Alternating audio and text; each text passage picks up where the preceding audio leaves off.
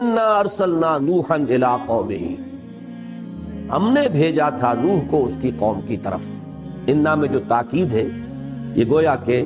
حضرت نوح علیہ السلام کی رسالت اور اللہ تعالیٰ کی طرف سے مبعوث ہونے کی بہت ہی اس بات اس کا جو ہے بہت ہی تاکیدی انداز میں، انا ارسلنا نوحا الی قومہ، ہم نے بھیجا تھا نوح کو اس کی قوم کی طرف۔ یہاں یہ لفظ نوٹ کر لیجئے، الی قومہ ہی، حضور صلی اللہ علیہ وسلم کے سوا جتنے رسول آئے وہ صرف اپنی قوموں کی طرف مبعوث ہیں۔ کسی رسول کی بعثت جو ہے وہ پوری نوع انسانی کے لیے نہیں۔ چنانچہ احادیث میں بھی اس کا تذکرہ موجود ہے۔ حضرت جابر رضی اللہ تعالیٰ عنہ سے ایک حدیث ہے جو متفق علیہ ہے، بخاری میں بھی ہے اور مسلم میں بھی ہے، جس کے مطابق حضور نے یہ فرمایا کہ مجھے 5 چیزیں اللہ نے ایسی دی ہیں کہ جو مجھ سے پہلے کسی نبی اور رسول کو عطا نہیں کی گئی۔ ان میں سے پہلی یہ کہ میری مدد کی گئی ہے ایک ایسے روب سے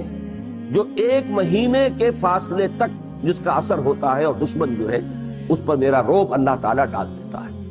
اس کے ذریعے سے اللہ تعالیٰ نے میری مدد فرمائی۔ دوسری یہ کہ اللہ نے میرے لیے کل زمین کو مسجد کا درجہ دے دیا ہے۔ میرا امتی جہاں بھی نماز کا وقت آ جائے اسے کوئی خاص جگہ تلاش کرنے کی ضرورت نہیں ہے۔ باقی یہ کہ تفصیل میں یہ آئے گا کہ صاف دیکھ لیا جائے، کوئی نجاست ظاہری موجود نہ ہو، تو پوری زمین گویا کہ مسجد کے حکم میں ہے۔ اس سے شاہ ولی اللہ دہلوی نے جو حکم نکالا ہے، اب یہ ان کی دقیقہ رسی ہے، ان کی ذہانت ہے، انہوں نے اسی سے یہ اصول مستنبط کیا ہے کہ زمین کسی کی ملکیت نہیں ہو سکتی، اس لیے کہ مسجد وقف ہوتی ہے، مسجد کسی کی ملکیت نہیں۔ مسجد میں کسی جگہ پر کوئی شخص اپنی جگہ ریزرو نہیں کر سکتا۔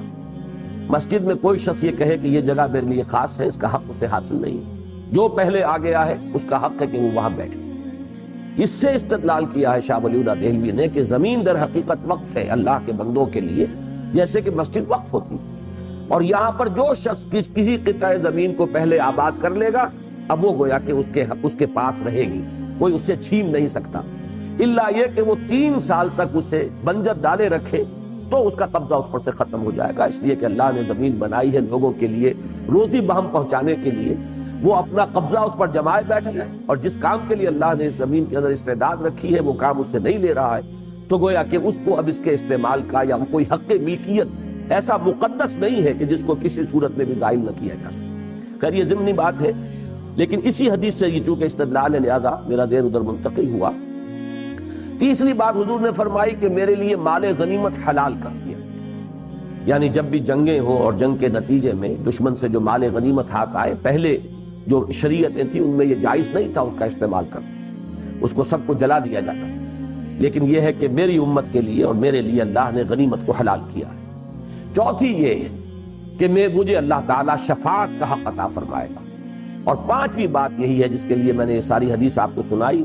کہ مجھے بھیجا گیا بعثت الی جمیع الناس، مجھ سے پہلے کوئی اور رسول تمام نوع انسانی کی طرف مبعوث نہیں۔ اسی کے ضمن میں حضرت ابو ہریرہ رضی اللہ تعالیٰ عنہ سے بھی ایک روایت مروی ہے، اور وہ ہے مسلم شریف کی روایت، متفق علیہ نہیں۔ اس میں 6 چیزیں آئی ہیں، لیکن شفاعت کا ذکر نہیں ہے، بلکہ اس کے بجائے یہ ہے کہ مجھ پر نبوت کو ختم کیا۔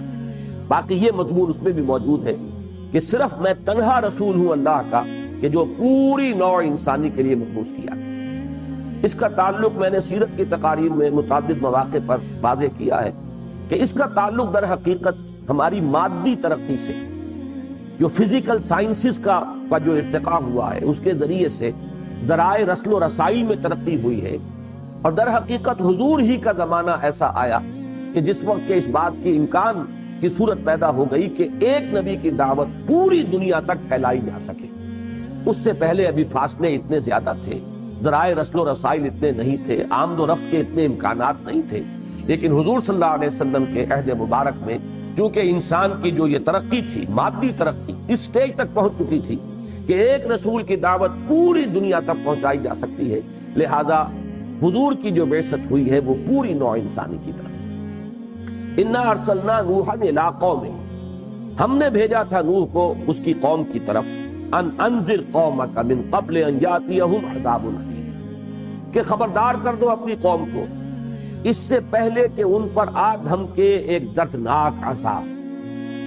ایک تو لفظ انذار کیونکہ یہ اکثر و بیشتر آتا ہے اور عام طور پر اس کا ترجمہ جو ہے ڈراؤ کر دیا جاتا ہے، اس کے بجائے بہتر لفظ ہے خبردار کر۔ ڈرانا کسی ایسی شے سے ہوتا ہے کہ جو فی نفسہ ہی خوفناک ہو، خطرناک ہو، مضر ہو، اور انذار در حقیقت خبردار کرنا ہوتا ہے کہ کوئی چیز تمہارے کسی عمل کا ایک نتیجہ برا نکل سکتا ہے تو انہیں پیشگی وارن کر دیا جائے۔ در حقیقت انگریزی کا لفظ وارن جو ہے وہ صحیح ترین مفہوم ادا کرتا ہے انذار کا، کہ خبردار کر دو اپنی قوم کو اس سے پہلے کہ وہ عذاب الہی ان پر آ جائے جس کے کہ گویا کہ وہ مستحق ہو چکے ہیں۔ یہ اصول سورہ بنی اسرائیل میں بیان ہوا ہے، وَمَا كُنَّا مُعَذِّبِينَ حَتَّى نَبْعَثَ رَسُولًا، اور ہمارا یہ طریقہ نہیں رہا ہے کہ عذاب بھیج دیں قوموں کے اوپر جب تک کہ ہم کسی رسول کو مبعوث نہ کریں۔ سورہ بنی اسرائیل کے دوسرے رکوع میں آیت نمبر 15 ہے، وَمَا كُنَّا مُعَذِّبِينَ حَتَّى نَبْعَثَ رَسُولًا۔ اس کے ضمن میں آج ہی ایک صاحب مجھ سے ملنے آئے تھے، وہ پاکستان کی انٹیلیجنس سروس کے کسی بڑے عہدے سے ریٹائر ہوئے ہیں، کہ طالب جوہری صاحب جو آج کل کچھ وہ فہم قرآن ٹی وی وغیرہ پر ہوتا ہے، اس میں کہیں انہوں نے گل افشانی کی ہے کہ جس تک دعوت نہ پہنچی ہو اسے عذاب نہیں دیا جا سکتا۔ اس پر جب کوئی سوال کیا گیا تو انہوں نے کہا کہ قیامت کا دن چونکہ 50,000 سال کا ہے، لہذا اس وقت ان کو دعوت پہنچا کر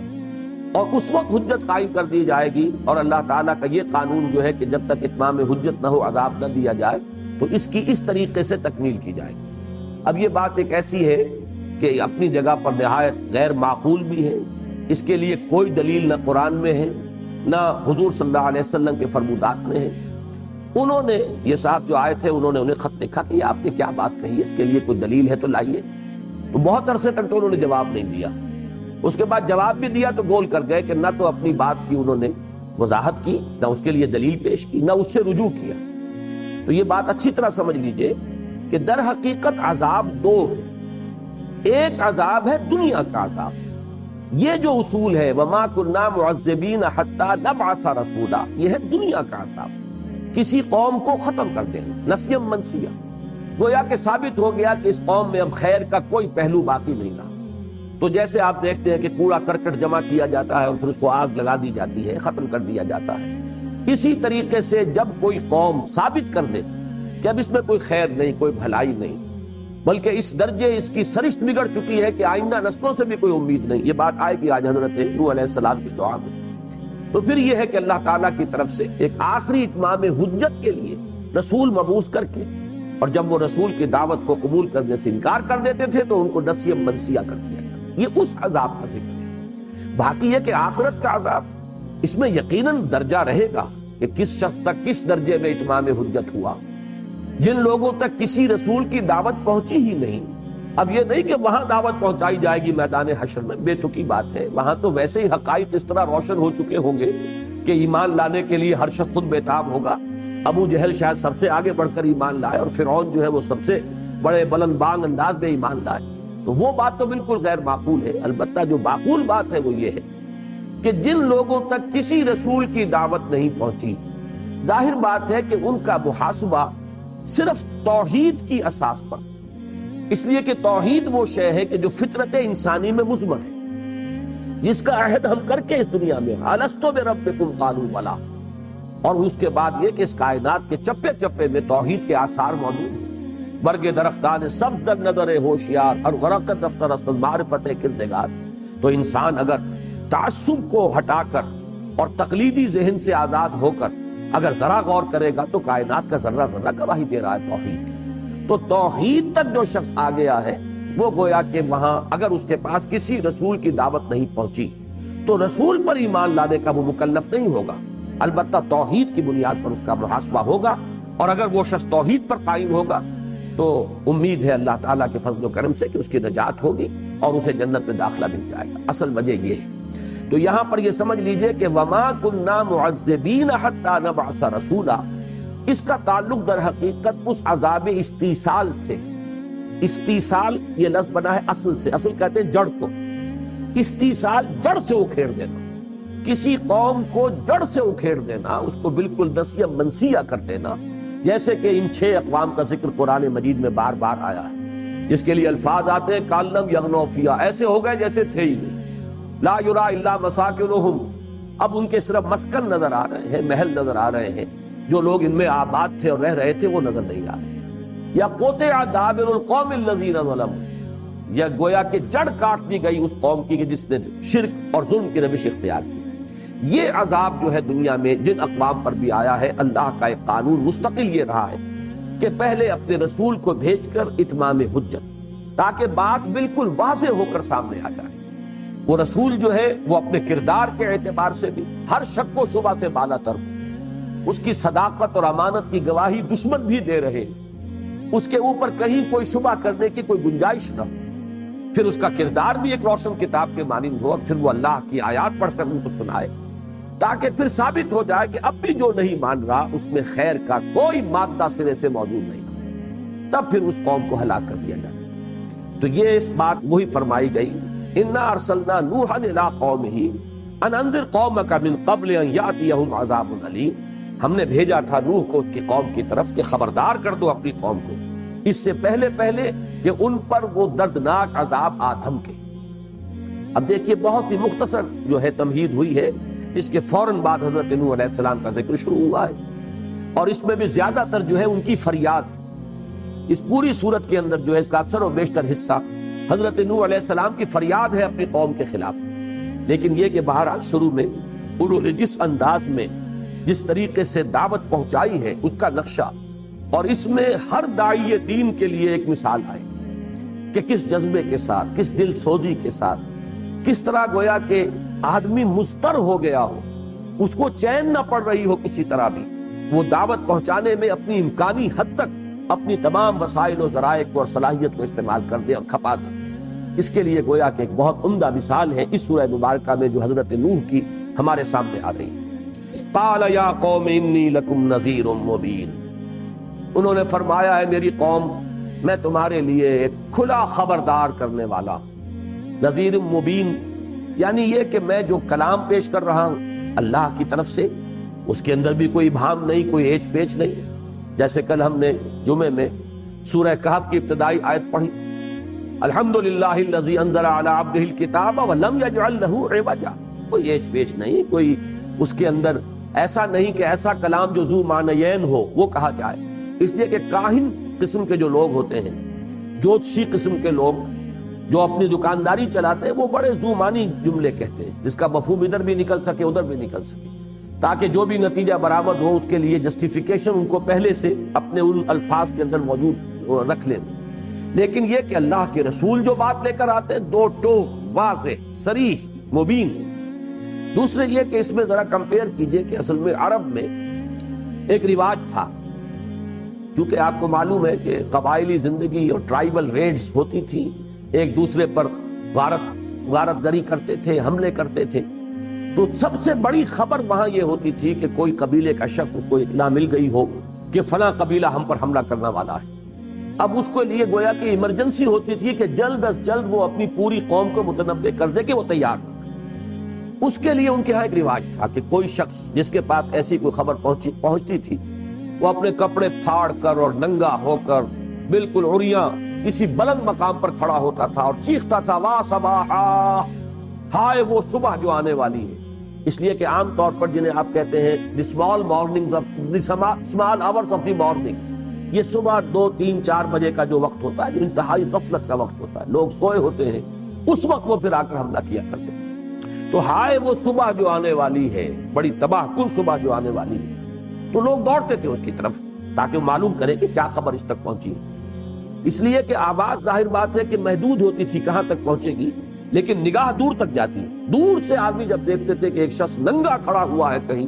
تو وہ نذیر عریان اس کو کہتے تھے کہ یہ ننگا خبردار کرنے والا، وارن کرنے والا، اور لپکتے تھے اس کی طرف کہ کوئی بڑی اہم خبر ہے۔ اصل میں حضور صلی اللہ علیہ وسلم نے اسی میں اجتہاد سے کام لیا تھا۔ یہی نعرہ آپ نے لگایا تھا وا صباحا، جب آپ کو ہے صفا پر کھڑے ہوئے ہیں، جب حکم آیا تھا کہ فاصدع بما تؤمر، اب آپ ڈنکے کی چوٹ کہیے جو کچھ کہنا ہے۔ اس سے پہلے 3 برس تک حضور نے صرف پرسنل کانٹیکٹ کے ذریعے سے، اسے خفیہ نہ کہیں، انڈر گراؤنڈ نہ کہیں، یہ الفاظ غلط ہیں، لیکن صرف پرسنل کانٹیکٹ کے ذریعے سے بات جو ہے آگے بڑھائی تھی۔ لیکن پھر جب حکم ہوا فاصدع بما تؤمر، تو اب حضور نے یہی شکل اختیار کی، بلندی پر کھڑے ہو گئے کوہ صفا پر، وہاں آپ نے نعرہ لگایا واسباحا۔ تو گویا کہ ہمیں یہ معلوم ہوا، اس سے اصول یہ مستنبط ہوا کہ جو بھی رواج ہو کسی معاشرے میں، ان میں جو حصہ تو ہے غلط اس کو ترک کر دیا جائے، باقی حصے کو اختیار کیا جائے، اس لیے کہ لوگ اسی سے مانوس ہوتے ہیں، لوگوں کی عادت جو بن چکی ہوتی ہے اسی کے پہلو سے۔ تو حضور نے بھی واسباحا کا نعرہ لگایا، لوگ جمع ہوئے تو پھر آپ نے اپنی دعوت پیش کی، تو وہ نذیر عریاں۔ تو گویا کہ اسلام میں یا رسولوں کے بارے میں جب یہ لفظ آیا ہے تو یہاں پر رسول مبین، نذیر مبین، واضح طور پر کھول کر خبردار کرنے والا کہ کوئی اشتباہ نہ رہے، کوئی اشکال نہ رہ جائے، کوئی ایچ پیچ والی عبارت نہ ہو، کوئی ذو معنی جملے نہ کہے جا رہے ہوں۔ یہ ہمارے ہاں ذو معنی جو ہے اصل میں یہ غلط العام ہے، اصل میں تو لفظ ہونا چاہیے ذو معنیین، ایسا جملہ جس میں دو معنی موجود ہیں، لیکن عام طور پر اس لفظ کو اردو میں ذو معنی ہی کہا جاتا ہے، حالانکہ ذو معنی کے معنی تو ہے معنی والا، ہر جملہ جو بھی معنی والا ہے وہی تو جملہ کہلائے گا، ورنہ تو وہ کلام محمل ہوگا۔ کلام مفید تو وہی ہے کہ جس کے اندر معانی ہو اور سمجھ میں آئے، لیکن ذو معنیین کو ہمارے ہاں اردو میں ذو معنی کہہ دیا جاتا ہے، تو ان کا کلام جو ہے وہ ذو معنی نہیں ہوتا، بالکل واضح اور صاف۔ قال یا قوم انی لکم نذیر مبین ان اعبدوا اللہ واتقوہ واطیعون۔ اس ایک آیت میں 3 الفاظ کے اندر اسلام کی ساری دعوت جو ہے، تمام رسولوں کی مشترک دعوت کا خلاصہ ہے۔ بندگی کرو اللہ کی، پرستش کرو اللہ کی۔ بندگی اور پرستش یہ 2 الفاظ فارسی کے، جمع کریں گے تو عربی کا عبادت بنے۔ بندگی میں اطاعت ہے، زندگی آمد برائے بندگی، زندگی بے بندگی شرمندگی۔ یہ شیخ سعدی نے گویا کہ اس آیہ مبارکہ کی ترجمانی کی ہے کہ وما خلقت الجن والانس الا لیعبدون، میں نے جنوں اور انسانوں کو صرف اسی لیے پیدا کیا ہے کہ وہ میری بندگی کریں، میری عبادت کریں۔ تو یہاں وہ بندگی کا لفظ لائے کہ زندگی آمد برائے بندگی، زندگی بے بندگی شرمندگی۔ بڑا پیارا شعر ہے، اس میں صوتی آہنگ بھی ہے، لیکن یہ ہے کہ محض بندگی جو ہے وہ عبادت کے مفہوم کو پورا نہیں کرتی، جبکہ اس کے ساتھ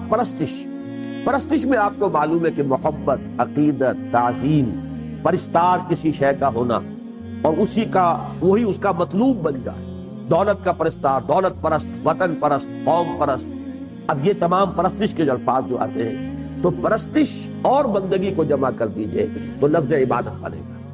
ان اعبدوا اللہ، بندگی اور پرستش کو خالص کر دو اللہ کے، واتقوہ، اور اس کے ساتھ ہی آیا اس کا تقوی اختیار، اس کی فرما برداری اختیار، کہیں بھی اس کے حکم کے خلاف کوئی حرکت تمہاری نہ ہو۔ واطیعون، یہ ہے پھر تیسرا پہلو۔ 2 حصے تو ہو گئے جو اللہ تعالیٰ کے ساتھ تعلق ہے انسان کا، اور ایک یہ تیسرا جو ہے یہ تعلق ہے رسول کے ساتھ۔ اطیعون، اطاعت کرو میری، یعنی یہ دوسرا لازمی حصہ رہا ہے تمام انبیاء کرام کی دعوت کا، تمام رسولوں کی دعوت کا، کہ تم میری اطاعت کے پابند ہو، تمہیں میری اطاعت کرنی ہوگی۔ جیسے کہ حضور صلی اللہ علیہ وسلم کے ضمن میں بار بار آیا ہے وَمَن يُطِعِ الرَّسُولَ فَقَدْ أَطَاعَ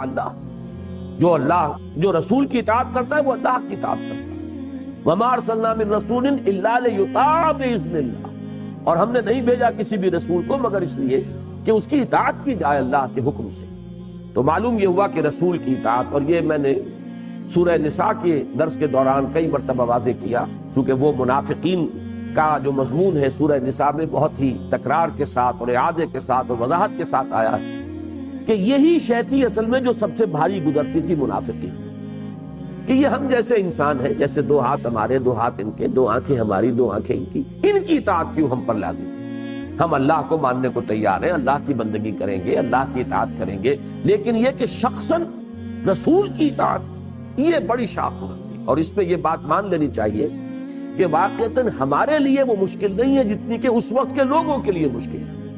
ہمارے لیے حضور شخصاً موجود نہیں ہے اس وقت، وہ تو جیسے اللہ کی اطاعت ویسے رسول کی اطاعت۔ ہمارے لیے رسول بھی ایک گویا کہ ادارے کی حیثیت رکھتے ہیں، ایک انسٹیٹیوشن ہے، اللہ کا کلام، اس کے رسول کا فرمان۔ وہ شخص محمد صلی اللہ علیہ وسلم وہ تو ہمارے سامنے نہیں ہے۔ وہاں کے لوگوں کی دقت یہ تھی کہ ان کے سامنے حضور تھے اور نظر تو آ رہے تھے کہ وہی 2 ہاتھ پاؤں ان کے بھی ہیں، وہی 2 آنکھیں ان کی ہیں، 2 کان ان کے ہیں، پھر کسی کے یہ بھتیجے ہیں، کسی کے یہ چچا ہیں، کسی کے شوہر ہیں، کسی کے باپ ہیں۔ معلوم یہ ہوا کہ تمام ہمارے معاشرے کے اندر گندھے ہوئے ہیں رشتوں کے حساب سے، تو اب اپنے جیسے انسان کی اطاعت کیسے کی؟ یہ ہے در حقیقت کہ جو بہت شاخ گزرتی تھی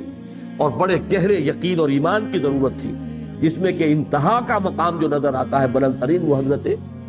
ابو بکر صدیق کا ہے رضی اللہ تعالیٰ عنہ، جس طرح انہوں نے اپنے آپ کو گم کیا ہے حضور کی شخصیت۔ معلوم ہوتا ہے کہ کہیں کوئی رائے پوری زندگی میں،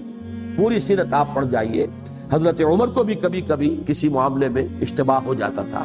جیسے کہ صلح حدیبیہ کے وقت ہو گیا ہے اور مختلف مواقع پر، لیکن اور اسی طریقے سے حضرت عمر کی رائے جو ہے مختلف تھی اسیران بدر کے معاملے میں، لیکن وہاں بھی حضور کے ساتھ بریکٹڈ ہے حضرت ابو بکر رضی اللہ تعالیٰ۔ انہوں نے گویا کہ اپنے آپ کو بالکل ضم کر دیا تھا، گم کر دیا تھا حضور صلی اللہ علیہ وسلم کی شخصیت مبارکہ میں، کہ جو آپ کی سوچ ہے وہی میری سوچ ہے، جو آپ کی پسند ہے وہی میری پسند ہے، جو چیز آپ کو ناپسند ہے وہی مجھے ناپسند ہے۔ تو یہ جو اطاعت ہے در حقیقت یہ ہے پیمانہ کہ کس درجے میں رسول کے ساتھ حقیقی ایمان کا تعلق موجود ہے، اور یہ جیسا کہ میں عرض کر چکا ہوں جزو لازم ہے لا الہ الا اللہ محمد رسول اللہ۔ صرف یہ کہ اللہ کا کہنا ماننا اور اللہ کی اطاعت اور پرستش اس سے کام نہیں بنے گا جب تک کہ اطاعت رسول صلی اللہ علیہ وسلم وہ بھی اس کے ساتھ موجود نہ ہو۔ ان اعبدوا اللہ واتقوہ واطیعون یغفر لکم من ذنوبکم، اللہ تعالی معاف فرما دے گا تمہارے لیے تمہارے کچھ گناہ۔ یہاں ذرا نوٹ کر لیجئے کہ من ذنوبکم پر بحث کرنی پڑی ہے مفسرین کو کہ یہاں من کیوں لایا گیا؟ یغفر لکم ذنوبکم، بات پوری ہو جاتی، تمہارے گناہ بخش دے گا۔ اب یہ من بعض حضرات نے کہا یہ زائد ہے، یعنی لفظاً تو یہاں ہے لیکن اس کے معنی نہیں کیے جائیں گے، یہ لفظ زائد ہے، لیکن یہ کہ مجھے ان حضرات سے اتفاق ہے جو کہتے ہیں قرآن مجید میں کوئی لفظ زائد نہیں ہے۔ یہ در حقیقت ہمارا قلت تدبر ہے کہ کوئی بات ہماری سمجھ میں نہیں آئی تو ہم نے کسی لفظ کو زائد کہہ دیا، حالانکہ کوئی لفظ قرآن مجید کے اندر زائد نہیں ہے، جو بھی ہے وہ ٹھیک ہے اپنی جگہ پر، بامانی ہے، لازم ہے۔ جیسے کہ غالب نے کہا ہے کہ گنجینہ معنی کا طلسم اس کو سمجھیو جو لفظ کے غالب مرے اشعار میں آوے، یہ نہیں کہ یہ خامخواہی آ گیا ہے یا برائے بیت آ گیا ہے یا وزن پورا کرنے کے لیے آ گیا ہے۔ تو قرآن مجید کی شان سے یہ شے فروتر ہے کہ یہ تصور کیا جائے کہ اس میں کوئی لفظ زائد ہے۔ لیکن اس کے بعد پھر بعض حضرات نے کہا ہے کہ یہ ان کے معنی میں ہے، وہ بات بھی کوئی وزنی نہیں بنتی، اگرچہ اصول یہ ہے کہ یہ حروف جار جو ہیں وہ اکثر ایک دوسرے کی جگہ پر استعمال کر لیے جاتے ہیں، لیکن یہ کہ یہاں بھی وہ کوئی بامانی بات نہیں بن رہی۔ لیکن یہ کہ ایک رائے یہ ہے کہ یہ من بیانیہ ہے، یہاں پر جیسے کہ وَلْتَكُمْ مِنْكُمْ أُمَّةٌ يَدْعُونَ إِلَى الْخَيْرِ میں تفصیل سے بیان کر چکا ہوں کہ اس کے بارے میں دو رائے ہیں، من بیانیہ ہے اور ایک ہے من تبعیضیہ کہ کچھ اس میں سے کوئی حصہ مراد، جبکہ من بیانیہ کے اندر وہ تمام ہی کی وضاحت کے لیے لفظ آتا ہے کہ یہ تمہارے جن سے گناہ جو ہیں، تمہارے جو معاصی ہیں وہ کل کے کل معاف کر دیے جائیں گے، اس لیے کہ یہ من تبعیضیہ نہیں۔ ایک رائے یہ ہے، اس پر مولانا امین حسن اصلاحی صاحب بھی جازم ہیں، اور میں نے یہ دیکھا کہ تفسیر مظہری کے مصنف جو ہیں قاضی ثناء اللہ پانی پتی، انہوں نے بھی اس کو من تبعیضیہ ہی مانا ہے کہ اس میں بعض مراد ہے۔ اصلاحی صاحب نے یہ مراد لی ہے کہ اس سے مراد ہے اسلام لانے سے پہلے کے گناہ۔ اگر یہاں یہ من نہ ہوتا تو اس بات کا احتمال تھا کہ یہ سمجھا جاتا کہ گویا کہ آئندہ کے بھی تمام گناہ، اگلے پچھلے تمام گناہ معاف کر دے گا تھا، حالانکہ اسلام لانے سے اور ایمان لانے سے ایک شخص کی گزشتہ زندگی کے گناہ تو معاف ہو جاتے ہیں، لیکن آئندہ ظاہر بات ہے کہ اس کے اعمال کے اعتبار سے معاملہ ہوگا، اس نے کتنی اطاعت کی کتنی نہیں کی۔ اس کا ایک بڑا دلچسپ واقعہ ہے حضرت عمرو بن العاص کا رضی اللہ تعالی عنہ۔ وہ جب حضور کے پاس حاضر ہوئے تھے ایمان لانے کے لیے تو انہوں نے کہا حضور ہاتھ بڑھائیے، میں آپ سے بیعت اسلام کرنا چاہتا ہوں۔ حضور نے اپنا داہنا ہاتھ بڑھا دیا، اب انہوں نے اپنا ہاتھ کھینچ لیا۔ حضور نے پوچھا یہ کیا کیا تم نے؟ تو کہنے لگے حضور ایک شرط ہے، وہ میری شرط پہلے آپ مانیں۔ حضور نے فرمایا شرط کیا ہے؟ تو عرض کیا کہ یہ طے ہو جائے کہ میرے اب آج تک کے جتنے گناہ ہیں وہ معاف ہو جائے۔ تو حضور نے فرمایا کہ یہ تو ہے ہی ہے، 3 اعمال ایسے ہیں کہ جن کے نتیجے میں سابقہ زندگی کے تمام گناہ معاف ہو جائیں۔ ایک کفر سے اسلام میں آ جائے، نمبر 2 ہجرت جو خالص اللہ کے دین کے لیے اپنے مکان کو، اپنے وطن کو چھوڑ کر ہجرت کرتا ہے، اور تیسرے حج مبرور، وہ حج جو خالص ہو اور وہ اللہ کے ہاں قبول ہو جائے، وہ بھی تمام سابقہ گناہوں کے لیے تلافی کا ذریعہ بن جاتا ہے۔ تو پھر انہوں نے بیعت کی کہ حضور کا یہ تو ہے، اس میں تمہیں خواہ کاہے کا اندیشہ ہے، یہ کوئی شرط عائد کرنے کی ضرورت نہیں ہے اس میں، یہ تو فی الواقع ہے کہ یہ 3 افعال ایسے ہیں کہ جن سے سابقہ زندگی کے تمام گناہ معاف ہو جاتے ہیں۔ تو ایک رائے تو اصلاحی صاحب کی تو یہ ہے، لیکن دوسری رائے جو ہے مجھے وہ زیادہ قوی معلوم ہوتی ہے قاضی ثناء اللہ پانی پتی رحمۃ اللہ علیہ کی، کہ انہوں نے یہ کہا ہے کہ گناہوں میں ایک تقسیم ہے کہ ایک گناہ ہے حقوق العباد کے اور ایک گناہ ہے حقوق اللہ کے۔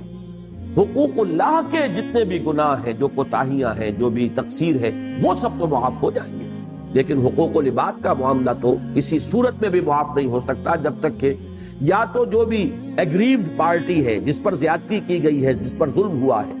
یا تو وہ معاف کرے اور یا اس کو کمپنسیشن دلوائی جائے گی قیامت کے دن۔ جیسے کہ ایک حدیث بڑی پیاری ہے اور بڑی ہی نصیحت آموز ہے کہ حضور نے ایک مرتبہ صحابہ سے پوچھا، اتدرون من المفلس، کیا آپ لوگ جانتے ہیں مفلس کون ہے؟ تو جواب کیا ہو سکتا تھا؟ صحابہ نے عرض کیا کہ المفلس عندنا من لا درہم لہ ولا دینار، حضور ہم تو مفلس اسی کو سمجھتے ہیں جس کے پاس روپیہ پیسہ نہیں، دینار اور درہم نہیں۔ آپ نے فرمایا نہیں، میری امت کا مفلس وہ شخص ہوگا جو قیامت کے دن جب حاضر ہوگا میدان حشر میں تو نمازوں کی بھی بڑی سی مقدار لے کر آئے گا، روزے بھی ہوں گے اور حج بھی ہوں گے اور عمرے بھی ہوں گے، لیکن وقد شتم ھذا وقذف ھذا واکل مال ھذا، فلاں شخص کو اس نے گالی دی تھی، فلاں شخص کی عزت پر حملہ کیا تھا، فلاں شخص کا مال ہڑپ کر گیا تھا۔ یعنی حقوق العباد جو ہے ان کو جو تلف کیا تھا تو وہ مدعین آ جائیں گے۔ کوئی کہے گا پروردگار اس نے مجھ پر یہ ظلم کیا، اللہ کہے گا اچھا اس کی نمازیں اس کو دے دو۔ ابھی کوئی دوسرا آ جائے گا، پروردگار اس نے میرا مال ہڑپ کیا ناجائز طریقے سے، اللہ فرمائے گا کہ روزے اس کو عطا کر، تمام اس کے نیک اعمال ختم ہو جائیں گے اور مدعی ابھی باقی ہوں گے، تو پھر ان کے گناہ اس کے حساب میں درج ہونے شروع ہوں گے کہ اور تو کوئی چیز ہے نہیں، کوئی کرنسی نہیں ہے سوائے اعمال کی، اعمال ہی سے مبادلہ ہوگا۔ یہاں تک کہ حضور نے فرمایا کہ وہ شخص دوسروں کے گناہوں کے بوجھ تلے دب کر جہنم میں ڈال دیا، وہ نمازیں اور روزے اور حج اور عمرے جو ہیں وہ اسے بچا نہیں سکیں گے اگر حقوق العباد کے معاملے میں اس سے یہ کوتاہی ہے۔ تو میرے نزدیک قاضی ثناء اللہ پانی پتی رحمۃ اللہ علیہ کی یہ بات زیادہ وزنی ہے کہ در حقیقت یہ تقسیم تو ہر حال میں ہے کہ حقوق اللہ اور حقوق العباد، تو یغفر لکم من ذنوبکم، اللہ تعالیٰ تمہارے گناہوں میں سے کچھ کو معاف فرما دے گا، اور یہاں پہ گویا کہ مراد اصلاحی صاحب کے نزدیک یہ ہے کہ جو اب تک کے گناہ ہے وہ معاف فرما دے گا، اور قاضی ثناء اللہ پانی پتی رحمۃ اللہ علیہ کی رائے کے نزدیک جو حقوق اللہ میں تم سے کوتاہیاں تاحال ہوئی ہیں آج تک وہ معاف کر دی جائیں گی۔ وَيُؤَخِّرْكُمْ إِلَىٰ أَجَلٍ مُّسَمًّى، اس میں بھی ایک واقعہ حضرت عمر رضی اللہ تعالیٰ عنہ کا آتا ہے بہت اہم، کہ ایک مرتبہ وہ قحط کی کیفیت تھی تو نماز استسقاء کے لیے قوم کو لے کر آپ باہر نکلے، لیکن جب دعا آپ نے کی تو اس میں صرف استغفار کی، بارش کے لیے دعا نہیں کی۔ تو اب لوگوں نے کہا کہ آپ نے یہ کیا کیا، ہم تو آئے تھے یہاں بارش کی دعا کرنے۔ تو آپ نے فرمایا کہ در حقیقت استغفار ہے جو روک لگا، جو ہمارے گناہ ہیں وہ ہے کہ جو رحمت خداوندی کو روکے ہوئے ہیں، اب جب ہم استغفار کر رہے ہیں اس میں بھی آگے چل کر آ جائے گا، یرسل السماء علیکم مدرارا، اللہ تعالیٰ آسمان کو تم پر چھاجوں برستا ہوا می جو ہے وہ اس شکل کے اندر جو اللہ تعالیٰ تم پر رحمت نازل فرمائے گا، اور یہ ہے صرف مغفرت کا نتیجہ۔ تو یہاں پر بھی وہی ہے کہ اگر تم ایسا کرو گے یغفر لکم من ذنوبکم، اللہ تعالیٰ تمہارے گناہ بخش دے گا، وَيُؤَخِّرْكُمْ إِلَىٰ أَجَلٍ مُّسَمًّى، اور تمہیں مؤخر کرے گا ایک اجل مسمى تک۔ اس لفظ مؤخر میں ایک بات موجود ہے، مضمر ہے، کہ ویسے تو تم عذاب کے مستحق ہو چکے ہو اور تمہاری وہ اجل معین گویا کہ تمہارے سر پر آئی کھڑی، لیکن یہ کہ اب بھی اگر تم توبہ کر لو تو اللہ تعالیٰ ایک خاص مدت تک کے لیے اس عذاب کو ٹال دے۔ اس میں پھر بحثیں پیدا ہوتی ہیں کہ اللہ تعالیٰ کی تقدیر جو ہے، کیا اس کو انسان کا طرز عمل، انسان اگر دعا کرتا ہے، توبہ کرتا ہے، استغفار کرتا ہے تو کیا اس سے وہ تقدیر جو ہے وہ بدل جاتی ہے؟ اس میں مختلف جو ہے ہمارے علماء نے جس کا جواب دیا وہ یہ کہ تقدیر دو قسم کی، ایک تو تقدیر مبرم ہے، ہر صورت میں وہ ہو کر رہنی ہے اور اس کے اندر تبدیلی کا امکان نہیں، ایک ہوتی ہے تقدیر معلق کہ جو مشروط ہوتی ہے کسی چیز کے ساتھ، اگر یہ کرے گا تو یہ ہو جائے گا، اور اگر یہ نہیں کرے گا تو یہ نہیں ہوگا۔ اس قسم کی جو تقدیر ہوتی ہے، تقدیر معلق، اس کو انسان دعا کے ذریعے سے، حدیث میں بھی آیا ہے لا يرد القضاء الا بالدعاء، نہیں لوٹایا جا سکتا اللہ کا فیصلہ مگر دعا کے ساتھ۔ تو دعا کے اندر اللہ تعالیٰ نے اتنی تاثیر رکھی ہے، خلوص اور اخلاص کے ساتھ۔ استغفار بھی دعا ہی کی ایک شکل ہے، اللہ تعالیٰ سے اپنے گناہوں کی بخشش کی درخواست۔ تو اس کے نتیجے میں یہ ہے کہ وہ عذاب، اگر تم نہیں کرو گے استغفار، نہیں ایمان لاؤ گے مجھ پر، تو وہ عذاب آیا کہ آیا، لیکن یہ کہ اگر تم یہ شرط پوری کر دو تو اللہ تعالیٰ ابھی اس عذاب کو ٹال دے گا، مؤخر ہو جائے گا۔ لیکن وہ مؤخر ہونا بھی لامتناہی نہیں ہے، اس لیے کہ یہ تو کائنات ہی لامتناہی نہیں ہے۔ تو گویا کہ اس کے بعد جو بھی آئے گا وہ تمہاری طبعی موت ہے، طبعی زندگی جتنی بھی ہے اس وقت تک کے لیے عذاب جو ہے وہ ٹال دیا جائے گا۔ البتہ یہ کہ جو بھی طبعی طور پر تمہاری زندگی کا اور تمہارا اس دنیا میں رہنے کا معاملہ ہے اسی تک صورت ہوگی، یہ نہیں کہ اس سے آگے بات نکل جائے۔ البتہ یہ کہ پھر تم ایک طبعی موت مرو گے، اللہ تعالیٰ کے اس عذاب استیصال کا نشانہ نہیں۔ یؤخرکم الی اجل مسمی ان اجل اللہ اذا جاء لا یؤخر لو کنتم تعلمون، اور اللہ کا معین کردہ وقت جب آ جاتا ہے تو پھر اسے ٹالا نہیں جا سکتا۔ جان لو، کاش کہ تم جان لو، کاش کہ تمہیں اس کا احساس اور شعور ہو جائے۔ اب یہ چند الفاظ میں وہ دعوت آ گئی، اب ہے وہ فریاد جو شروع ہو رہی ہے۔ قال رب انی دعوت قومی لیلا ونہارا، حضرت نوح نے عرض کیا پروردگار میں نے اپنی قوم کو پکارا ہے، دعوت پہنچائی ہے، رات بھی دن بھی، دن رات میں لگا رہا ہوں، میں نے کوئی وقت جو ہے مستثنا نہیں رکھا ہے، ہمہ وقت میں اس کام میں لگا رہا ہوں۔ جیسے ہمارے ہاں وہ ہمہ وقتی کارکن کی ایک اصطلاح ہے کہ پروردگار میں نے ہمہ وقت یہ کام کیا ہے، میں نے دن دیکھا ہے نہ رات دیکھی ہے، میں نے کوئی اپنے آرام یا چین کی فکر نہیں کی ہے۔ دعوت قومی لیلا ونہارا فلم یزدہم دعائی الا فرارا، لیکن نہیں اضافہ کیا ان کے رویے میں، میری اس دعوت نے اور میری ان کے پیچھے اس طریقے سے لگے رہنے نے، مگر فرار، یہ اور بھاگے اور مجھ سے جو ہے دور ہونے کی انہوں نے کوشش کی، بجائے اس کے قریب آتے۔ جیسے کہ وہ غالب کا ایک شعر ہے کہ جتنا کھینچتا ہوں اور کھینچتا جائے ہے مجھ سے، میں نے جتنا بلایا تیری طرف یہ اور بھاگے مجھ سے بھی اور تجھ سے بھی۔ فلم یزدہم دعائی الا فرارا، ان کا یہ نفور، ان کا یہ استکبار، ان کا یہ فرار پڑتا چلا۔ وانی کلما دعوتہم لتغفر لہم، اور میں نے جب بھی کبھی جب ان کو پکارا، ان کو دعوت دی تاکہ پروردگار تو انہیں معاف فرما دے، ان کے گناہوں کی مغفرت فرما دے، یعنی تاکہ یہ دعوت قبول کرے، استغفار کرے، ایمان لے آئے اور اس کے نتیجے میں تیری مغفرت کے مستحق بن جائے۔ تو یہ گویا کہ اس میں مضمون جو ہے مضمر ہے، اس کو کھولیں گے تو بات پوری یوں ہوگی۔ وَإِنِّي كُلَّمَا دَعَوْتُهُمْ، جب بھی اور جس طرح بھی میں نے انہیں پکارا تاکہ یہ ایمان لائیں، استغفار کریں اور تیری مغفرت کے مستحق بن جائیں، لِتَغْفِرَ لَهُمْ، تاکہ تو انہیں بخش دے، جَعَلُوا أَصَابِعَهُمْ فِي آذَانِهِمْ وَاسْتَغْشَوْا ثِيَابَهُمْ وَأَصَرُّوا وَاسْتَكْبَرُوا اسْتِكْبَارًا، تو انہوں نے اپنی انگلیاں اپنے کانوں میں ٹھوس لی۔ اب دیکھیے یہ ان کو در حقیقت ان آیات میں آئینہ دکھایا جا رہا ہے قریش کو کہ تم یہی کچھ کر رہے ہو آج محمد کے ساتھ صلی اللہ علیہ وسلم۔ آپ کے علم میں ہوگا، یہ تفسیر جو سیرت میں یہ روایات موجود ہیں کہ حضور جب نکلتے تھے اپنی دعوت کے لیے تو خود ابو لہب حقیقی چچا وہ اپنے کانوں میں روئی ٹھوس کر اور انگلیاں ٹھوس کر پیچھے پیچھے چلتا تھا شور مچاتا ہوا کہ لوگوں ان کی بات نہ سننا، یہ جادوگر ہے، اگر اس کی بات تمہارے کانوں میں پڑ گئی تمہارے دل کی حالت تبدیل ہو جائے۔ تو خود بھی اپنے کانوں کے اندر انگلیاں ٹھوسے ہوتا تھا تاکہ کوئی بات جو ہے کلام اللہ کا کوئی جملہ جو ہے وہ اس کے کانوں میں نہ پڑ جائے اور وہاں سے ہو کر وہ دل تک نہ اتر جائے اور اس کی کیفیت تبدیل نہ ہو جائے۔ تو در حقیقت یہ تصویر ہے اس معاشرے کی اور وہ طرز عمل کے جو اس وقت لوگ حضور صلی اللہ علیہ وسلم کے ساتھ روا رکھ رہے تھے، اور جس کے نتیجے میں کہ وہ بات جو میں نے عرض کی ہے سأل سائل بعذاب واقع، حضور صلی اللہ علیہ وسلم نے بھی ان کے اس طرز عمل سے مایوس ہو کر گویا کہ اللہ تعالیٰ سے یہ درخواست کی کہ پروردگار اب انہوں نے ٹھکرانے کا، انکار کرنے کا، اعراض کا آخری جو ہے وہ حق ادا کر دیا ہے، لہذا اب یہ مستحق ہو چکے ہیں عذاب کے۔ وَإِنِّي كُلَّمَا دَعَوْتُهُمْ لِتَغْفِرَ لَهُمْ جَعَلُوا أَصَابِعَهُمْ فِي آذَانِهِمْ وَاسْتَغْشَوْا ثِيَابَهُمْ، انہوں نے اپنے کانوں میں اپنی انگلیاں ٹھوس لیں اور اپنے کپڑے اپنے اوپر اوڑھ لیے، لپیٹ لیے۔ اب اس کے دو معنی ہو سکتے ہیں، ایک تو یہ کہ وہ دیکھنا بھی نہیں چاہتے تھے حضور کو، تو جس طریقے سے اعراض کرتے ہوئے اظہار نفرت کے طور پر کوئی شخص منہ پھیر لیتا ہے، کوئی شخص اپنا چادر جو ہے اس طریقے سے جو ہے لپیٹ لے کہ میں نہ آپ کو دیکھنا چاہتا ہوں نہ آپ کی بات سننا چاہتا ہوں۔ اور ایک یہ بھی ہو سکتا ہے کہ کانوں میں انگلیاں ٹھوسنے کے بعد بھی امکان رہتا ہو کہ کہیں کوئی بات جو ہے وہ میرے کان میں پڑ ہی نہ جائے، تو مزید یہ کہ کپڑے کو بھی اور اوپر سے کس لیا جائے۔ وَاسْتَغْشَوْا ثِيَابَهُمْ، اوڑھ لیے انہوں نے، لپیٹ لیے اپنے گرد اپنے کپڑے اپنی چادریں۔ وَأَسَرُّوا وَاسْتَكْبَرُوا اسْتِكْبَارًا، اصرار یہاں اب صاد سے آیا ہے، اس کے معنی ہے ضد کرنا، ہٹ دھرمی، ڈٹ جانا غلط بات کے اوپر، اڑ جانا۔ وَأَسَرُّوا، انہوں نے اصرار کیا ہے، یہ جم گئے ہیں، جامد ہو کر رہ گئے کہ زمین جنبت نہ جنبت گل محمد۔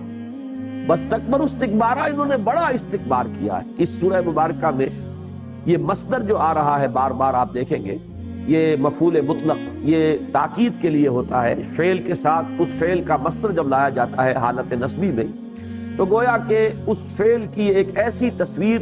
جو انتہائی شدت کی ہو اپنی اصل حقیقت کے اعتبار سے۔ وَاسْتَكْبَرُوا اسْتِكْبَارًا، انہوں نے تکبر کیا جیسے کہ تکبر کیا جاتا ہے، انہوں نے آخری درجے میں تکبر کیا، بات سننے سے انکار کیا، ٹھکرا دیا ہے میری دعوت کو، میری بات سننے کے بھی روادار نہیں رہے۔ وَإِنِّي كُلَّمَا دَعَوْتُهُمْ لِتَغْفِرَ لَهُمْ جَعَلُوا أَصَابِعَهُمْ فِي آذَانِهِمْ وَاسْتَغْشَوْا ثِيَابَهُمْ وَأَسَرُّوا وَاسْتَكْبَرُوا اسْتِكْبَارًا ثُمَّ إِنِّي دَعَوْتُهُمْ جِهَارًا ثُمَّ إِنِّي أَعْلَنْتُ لَهُمْ وَأَسْرَرْتُ لَهُمْ إِسْرَارًا، پھر میں نے ان کو پکارا ہے بلند آواز کے ساتھ۔ یہ جہری نماز اور سری نماز یہ تو ہمارے ہاں ہے نا، جہری ظہر عصر کی جو ہے یہ سری ہے، جہری رکعتیں اور سری رکعتیں، تو اس کو ذہن میں رکھیے، ایک ہے آواز سے، بلند آواز سے، اور ایک ہے جا کر خاموشی کے ساتھ خفیہ انداز میں کسی کو علیحدہ لے جا کر کوئی بات سمجھانے کی کوشش کرنا۔ تو یہاں جو الفاظ آئے ہیں ثم انی دعوتہم جہارا، پروردگار پھر میں نے، اس سے گویا کہ یہ نتیجہ نکلتا ہے کہ پہلے جس دعوت کا ذکر ہے وہ پرسنل کانٹیکٹ والا ذکر، اس لیے کہ ثم کا لفظ آیا، ثم در حقیقت تراخی کے لیے آتا ہے، پہلے کسی بات کے بعد پھر جو بات آئے گی وہ لفظ ثم کے ساتھ آئے۔ اس کا مطلب یہ ہے کہ پہلے، اور یہ بالکل وہی بات ہے جو سیرت النبی میں ہمیں ملتی ہے کہ 3 برس تک حضور نے صلی اللہ علیہ وسلم، یہ نہیں کہ آپ کی دعوت کے اندر وہ جوش و خروش نہیں تھا، وہ سارا جوش و خروش اور جذبہ موجود تھا، لیکن اعلانیہ نہیں تھی وہ دعوت، وہ آپ نے علل اعلان نہیں دی تھی بلکہ پرسنل کانٹیکٹ کے ذریعے سے اپنے قریبی عزیزوں کو اور عزیزوں کے ذریعے سے آگے ان کے جاننے والوں کو، جیسے حضرت ابو بکر کے ذریعے سے جو ان کے جاننے والے تھے ان تک بات پہنچ گئی، اور عشرہ مبشرہ میں سے 6 صحابہ جو ہیں وہ ان کی دعوت و تبلیغ کے نتیجے میں ایمان لے آئے۔ تو یہ گویا کہ پرسنل کانٹیکٹ سے چراغ روشن ہو رہا تھا، دیے سے دیا جو ہے وہ جل اٹھ رہا تھا۔ لیکن اس کے بعد پھر وہ مرحلہ آیا فاصدع بما تؤمر، اب آپ کھڑے ہوئے کوہ صفا پر اور آپ نے نعرہ لگایا اور پھر اب آپ نے اعلانیہ دعوت شروع۔ تو یہ ثم در حقیقت چونکہ لفظ آیا ہے، تو پہلی دعوت وہ ہے کہ جس کی کیفیت وہ تھی کہ محض پرسنل کانٹیکٹ سے بات کو آپ پہنچا رہے تھے، لیکن اس کے بعد پھر آپ نے علل اعلان، ڈنکے کی چوٹ، فاصدع بما تؤمر ثم انی دعوتہم جہارا ثم انی اعلنت لہم واسررت لہم اسرارا۔ یہ تیسری بات جب آئی ہے، یہ گویا کہ ان دونوں چیزوں کا مجموعہ بن گیا ہے۔ پہلے مرحلے میں دعوت صرف پرسنل کانٹیکٹ کے ذریعے سے، دوسرے مرحلے میں وہ ایک یعنی اعلانیہ دعوت، علل اعلان، ڈنکے کی چوٹ، تیسرے مرحلے میں آ کر یہ دونوں کمپوننٹس اس میں شامل ہو گئے۔ پھر میں نے ان کو ظاہری بھی پکارا ہے، علیحدگی میں بھی پکارا ہے، علیحدہ سمجھانے کی بھی کوشش جاری رکھی ہے۔ تو یہ پرسنل کانٹیکٹ کا معاملہ کبھی ختم نہیں ہوا کرتا۔ کوئی دعوت، کوئی تحریک چاہے وہ عوامی مرحلے میں آ گئی ہو، لیکن اس کے بعد بھی یہ پرسنل کانٹیکٹ کے ذریعے سے دعوت جو ہے، افادیت اس کی انتہائی ہے اور اس کو برقرار رہنا چاہیے۔ تو میں نے ثم انی اعلنت لہم، اگرچہ پھر ایک تراخی آ رہی ہے، تو یہ دعوت کے 3 مراحل میں اس کو اچھی طرح سمجھ لیجیے۔ اس میں تیسرا مرحلہ جو ہے وہ بھی ایک گویا کے مکسچر ہے، ان دونوں چیزوں کا ملا جلا معاملہ ہے کہ ثم انی اعلنت لہم، پھر میں نے ان کے لیے اعلانیہ بھی یہ بات پیش کی، واسررت لہم اسرارا، اور میں نے پھر خاموشی سے بھی، خفیہ انداز میں بھی، ایک ایک کے ساتھ علیحدگی میں جا کر بھی ان کو سمجھانے کی کوشش کی ہے۔ یہاں یہ مصدر جو آیا ہے، یہ میرا نام آ گیا ہے، اس کو نوٹ کر لیجئے، اس لیے کہ اس کے بارے میں بڑے اشتباہ رہتے ہیں۔ اکثر لوگ تو نام جو پہلی مرتبہ میرا سنتے ہیں تو وہ سمجھتے ہیں کہ یہ لفظ غلط ہے۔ اس لیے کہ انہیں یہ تو معلوم ہے کہ سر کی جمع اسرار ہے، صحیح معلوم ہے، سر کہتے ہیں بھید کو، اسرار جو ہے اس کی جمع ہو گئی. تو عام طور پر میرا نام لوگ پروناؤنس ہی کرتے ہیں اسرار، وہ سمجھتے ہیں کہ اس نے غلط نام اپنا رکھ لیا ہے تو ہمیں تو اس کی تصحیح کر دینی چاہیے. لیکن میرا نام جو ہے حقیقت میں اصلاً اسرار ہی ہے. اس پر بڑی بحث چل گئی تھی، یہ سن 82-83 میں جب بڑی کنٹروورسی چل رہی تھی میری ذات کے حوالے سے، وہ خواتین کا معاملہ، تو ہر اعتبار سے مجھ پر جو حملے ہوئے تھے ان میں سے ایک یہ بھی تھا کہ نام ہی غلط ہے ان کا. تو مجھے پھر وہ تحقیق کرنی پڑی، اور جب پھر میں نے لسان العرب کو کنسلٹ کیا تو میں حیران رہ گیا کہ لفظ اسرار جو ہے یہ مصدر ہے افعال سے، سر سے اسرار. اس کے معنی کسی چیز کا چھپانا یا چھپا کر کوئی بات کسی کو بتانا. اظہار میرے بڑے بھائی کا نام ہے، وہ ہے کسی شے کو ظاہر کرنا یا کسی شے کو غالب کرنا. اسرار اس کے برعکس ہے، کسی شے کو چھپا لینا یا چھپا کر خفیہ طریقے سے کسی کو کوئی بات بتانا. جیسے سورہ تحریم میں آیا اذ اسر النبی الی بعض ازواجہ حدیثا، جبکہ نبی صلی اللہ علیہ وسلم نے ایک بات اپنی بعض ازواج میں سے بعض کو بطور راز بتائی. لیکن لسان العرب میں یہ بات پڑھ کر میں حیران رہ گیا کہ یہ لفظ عربی زبان کے ان چند الفاظ میں سے ہے کہ جن میں متضاد معنی بیک وقت موجود ہوتے ہیں. اسرار کے معنی صرف چھپا کر کہنا نہیں ہے بلکہ اس میں اظہار کا مفہوم بھی موجود ہے، اعلانیہ کوئی کہنا بھی اس کے اندر موجود ہے. تو یہ در حقیقت یہ جامع ضدین ہے یہ لفظ کہ اس میں دونوں مفہوم موجود ہیں. تو مجھے پھر اطمینان ہوا کہ نام میرا وہ تو بہت ہی اچھا ہے، والدین نے رکھا ہے کہ یہ دونوں چیزیں اگر اس میں موجود ہے، یہ لسان العرب کے اندر یہ پوری بحث موجود ہے. بہرحال یہاں پہ مراد جو کچھ ہے وہ یہی کہ میں نے اعلانیہ بھی انہیں سمجھایا اور علیحدہ علیحدہ تنہائی کے اندر اب ان سے علیحدگی میں ان کو سمجھانے کی کوشش کی. فقلت، میں نے کہا کیا؟ فقلت استغفروا ربکم انہ کان غفارا، میں نے ان سے کہا اپنے رب سے استغفار کرو. اور ظاہر بات ہے استغفار سے پہلے ایمان لانا پڑتا ہے. اپنے رب سے استغفار کرو، اس میں مضمر ہے ایمان لاؤ، اس کی توحید کا اقرار کرو، یہ بت پرستی ترک کرو. انہ کان غفارا، بہت اہم بات ہے جو اس کے اندر مضمر ہے، وہ بہت ہی معاف کرنے والا ہے. اس لیے کہ یہ سارا مشرکانہ نظام جو دنیا میں بنتا رہا ہے اس کے در حقیقت جو انڈر لائن اس کی فلسفی ہے، اس کی بنیاد کے اندر جو فکر کام کرتا ہے وہ یہ ہے کہ اللہ تو بہت دور ہے، بہت دور ہے، وراء الورا ثم وراء الورا، ہم بڑے پستی کے مکین ہیں، ہم تو ہیچ ہیں، ہماری بات تو وہاں تک پہنچ نہیں سکتی. کوئی سفارشی درکار ہے، کوئی درمیانی ایسے وسیلے ہو کہ وہ ہماری سفارش کریں. اس حوالے سے وہ سارا نظام چلتا ہے کہ وما نعبدهم الا ليقربونا الى الله زلفا، یا یہ کہ یہ در حقیقت ہم شفعاؤنا عند اللہ، یہ جو ہستیاں جنہیں ہم پوچھتے ہیں یہ تو اللہ کے ہمارے سفارشی ہیں. ہم نے ان کو کب کہا ہے کہ یہ ہمارے خالق ہیں؟ وَلَئِن سَأَلْتَهُم مَّنْ خَلَقَ السَّمَاوَاتِ وَالْأَرْضَ لَيَقُولُنَّ اللَّهُ، اے نبی اگر آپ ان سے پوچھیں گے کس نے پیدا کیا آسمان اور زمین، فوراً کہیں گے اللہ نے کی. وہ کسی اور کو خالق نہیں مانتے تھے. لیکن اس اللہ کی جناب میں اس کی سرکار میں رسائی حاصل کرنے کے لیے کچھ درمیانی واسطوں کی ضرورت ہے. بس ان کی بھی کچھ دنڈوت ہم کرتے ہیں، کچھ چڑھاوے چڑھاتے ہیں تاکہ وہ خوش ہو جائیں، وہ اللہ کے ہاں ہماری سفارش کریں گے تو اللہ ہمیں معاف فرما دے. اس سب کی نفی کی ہے انہ کان غفارا، وہ تو بہت ہی معاف کرنے والا ہے، اسے کسی کی سفارش کی ضرورت نہیں. تم اس کی طرف متوجہ تو ہو. ہم تو مائل میں کرم ہے، کوئی سائل ہی نہیں، راہ دکھلائیں کسے رہنا منزل ہی نہیں. جیسا کہ وہ حدیث میں آتا ہے کہ ہر رات آخری حصے میں اللہ تعالیٰ سمائے دنیا تک نزول فرماتے ہیں اور پھر ندا ہوتی ہے حل من مستغفر فاغفر له، ہے کوئی استغفار کرنے والا کہ میں اسے بخش دوں،